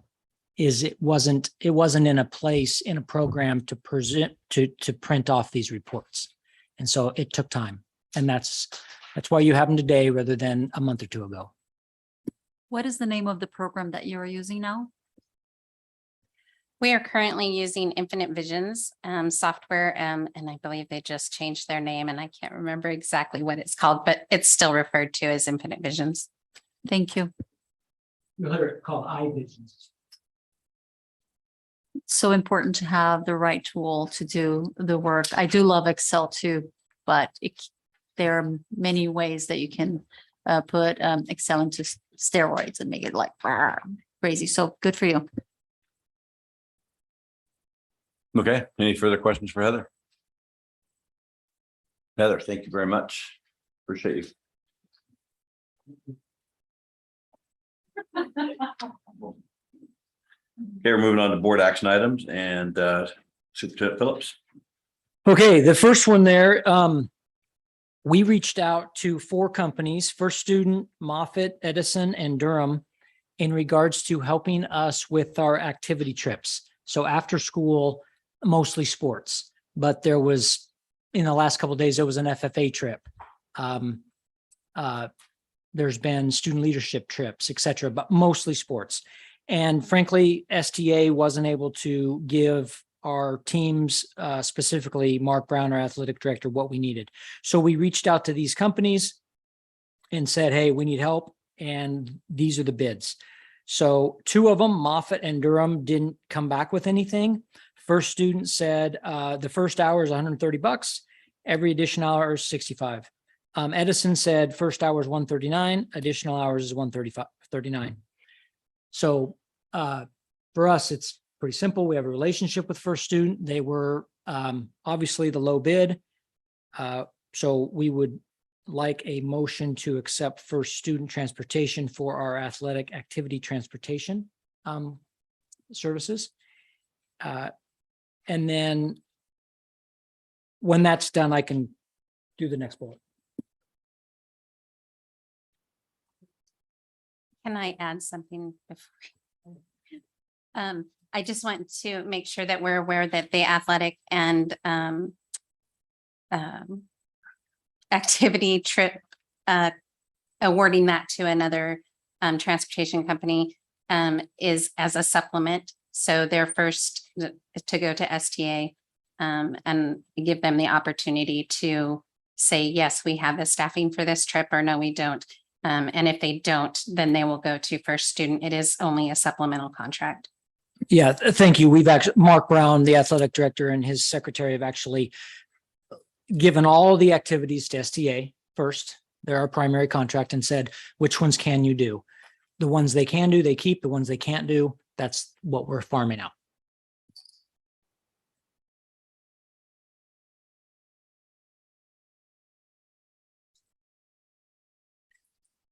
Right, I'll make a motion that we accept the First Student transportation bid. Is that okay? I'll second.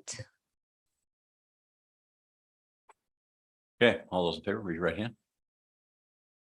Thanks, Ron. Okay, motion passes 7-0. Okay, the next one is, this is, I guess this is a little disappointing, but at the same time, it's a little exciting. As you know, two weeks ago, board meeting, I asked you to let us bring on First Student to help with 4 routes or 4 drivers. They did it. They've done a great job. As I said in my comments, they've been doing that for 6 school days so far. Things have improved, but they're not where we need them. They're not where we want them. Heather reached out to the Department of Administrative Services in Salem and asked, this is a bit of an emergency. We need more help than we originally asked for. They gave us permission to up that. This is what this sheet is, request for special procurement. So they're allowing us to increase. You allowed us to sign a contract 2 weeks ago for up to 150,000. It was 149,000 and change. This is saying you can even go farther. You can go another 750,000 if need be. I don't think we need that, but they're letting us go that high with first student. It's still the same window though. It takes us from now until the end of the school year, the end of the calendar year. So we have if you approve this, then we've already got a meeting on the books for tomorrow morning, meeting with STA and first student to talk about how many more drivers can you bring on? If you bring them on, what routes will they run? Plan that all out. If you approve this, they would be able to start driving next Wednesday. We have no more school this week. And so it would be 2 days next week with status quo. And then on Wednesday morning, the extra help would come from first student. Out of this 750, what do you estimate that will actually be the amount that will be spent? And my understanding is this amount still comes out of our budget. And would if we were to spend up to 750, which most likely not, would that still be within what we budgeted for transportation up to this period, to the half of the year? Oh, end of the calendar. Yes. If we spent all 750, which we will not, if we did, we would still be under budget. An additional 750,000 would mean an additional 20 drivers. And I'm pretty confident in actually talking to first student today, they can't give us 20 more drivers. And so, yeah. And I think it'll also be a phase in, for instance, I'm kind of guessing what tomorrow might bring. Tomorrow might bring, next Wednesday, we can bring you 4 more. And then maybe a week later, we can get 3 more and kind of a phase in. And then there'll come a time, hopefully, where they don't need to help anymore. And then we'll see how the rest of November, December go. So is the plan that we're expecting STA to be able to hire enough drivers by the end of the calendar year that we won't need supplemental buses for this second half of the year?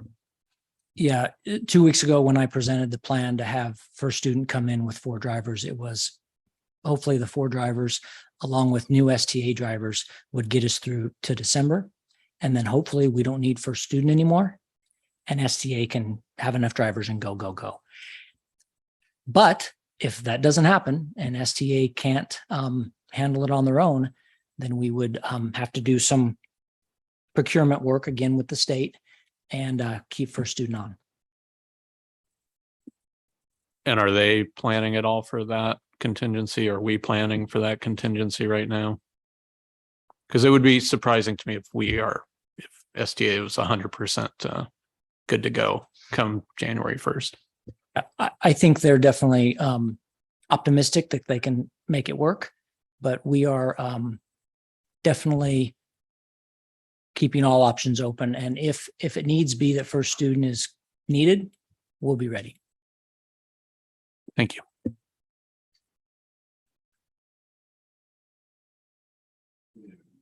Yes, so I will take a motion to approve us doing more upping the work. I make a motion that the school board of directors approve the request for special procurement number 23001 as presented. Second.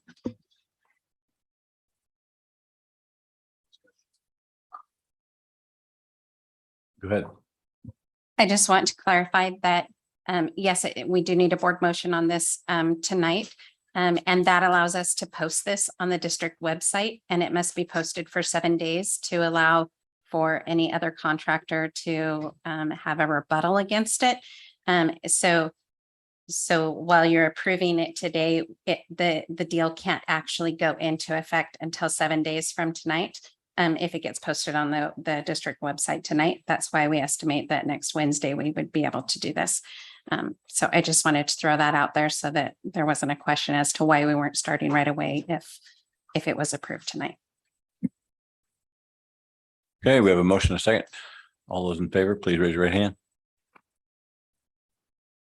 Motion passes 7-0.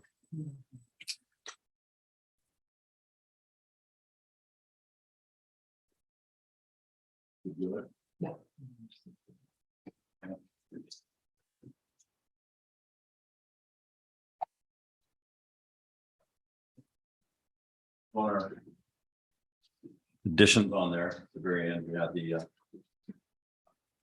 resignation. Sure. As a result of our executive meeting, I move that the board of directors rescind the prior action and resolve the pending fair dismissal appeals board case related to Aaron Dobias as discussed in this executive session. Second. Okay, that's a tough one. Those in favor, raise your right hand. Motion passes 5-0. What's that? Those not in favor. You need to call the nose. Raise your right hand. We have no votes from Director Shannon, Director Powell. Motion passes 5-2. Directors DeHart, Director Riley, Director Perugino, Director Cole, Director Brown. Can you explain what that means? I'm sorry, to what you're revealing there, because I can barely hear with the mic. Or just read their statement that you made about what you were revealing. Sure, I'll read the motion again. Yes. And it says, I move to rescind the prior action and resolve the pending fair dismissal appeals board case related to Aaron Dobias as discussed in executive session.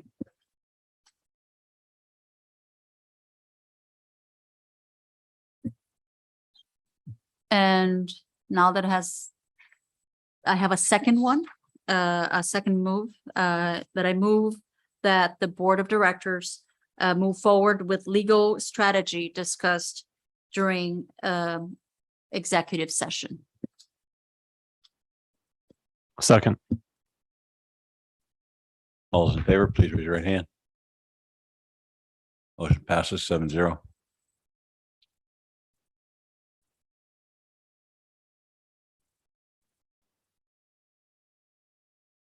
Okay, future agenda items will be the SIA presentation from Jillian Lozarto, and then also the Division 22. Next board meeting will be October 22nd, 2022, 7 p.m. That will be a work session. Still be open to the public. There won't be any public comment or board comments. That'll be a work session straight up on numerous different things. My apologies. It says October 25th. I said 22nd, didn't I? 25th. Sorry about that.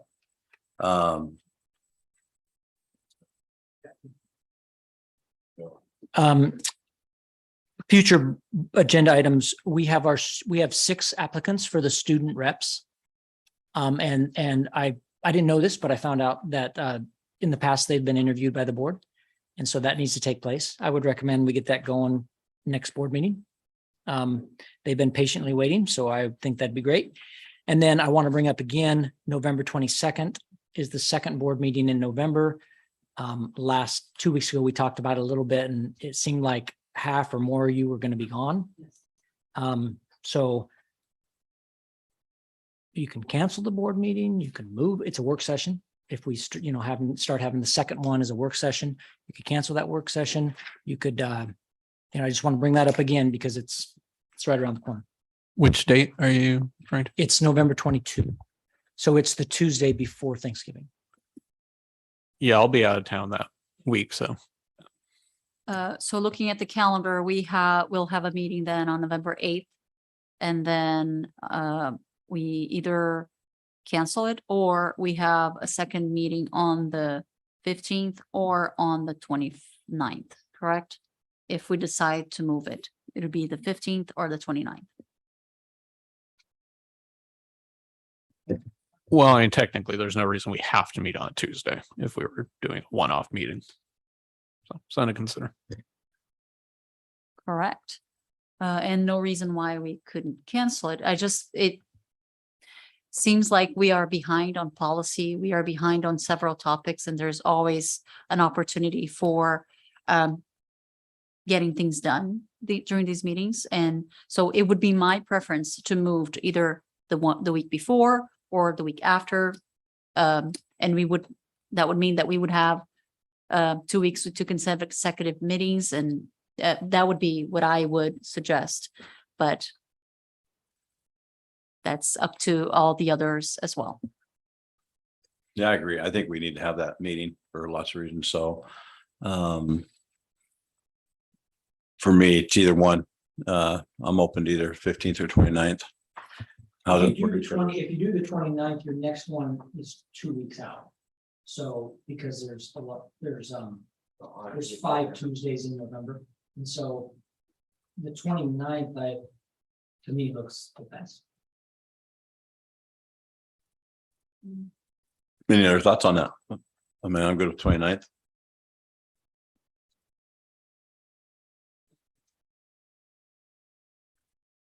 Dr. Powell? Yeah. Dr. Shannon? I believe I'm available that night. Okay, let's we don't need to vote on that. We'll just move that to the 29th then. Okay. We're set. I think the last thing, I'm gonna leave this with you guys. It's obviously interesting, tough night. People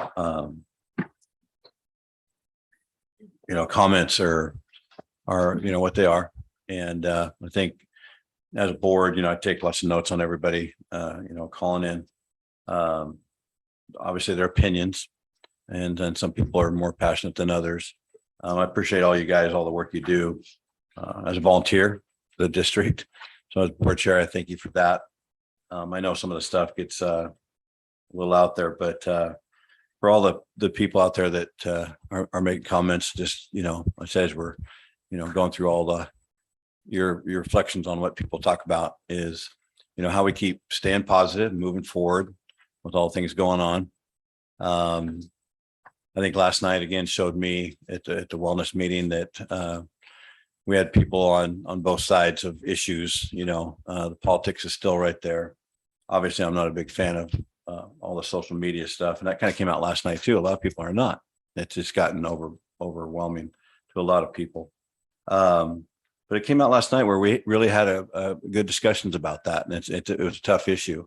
And I think what I really liked coming out of that last night's meeting was the fact that people can come together and talk without complaining and arguing, and they can just actually sit down as adults and talk through issues. I know you're all willing to do that. And after a night like tonight, it seems like, certain people don't think so, but I appreciate all your work. Again, last night went really well, and it gave me a lot of hope that we can actually get more discussions going on that would be healthy, just good, healthy stuff to move Newburgh forward. So thanks for all you do. And I know our meeting went long. And so with that, we are adjourned.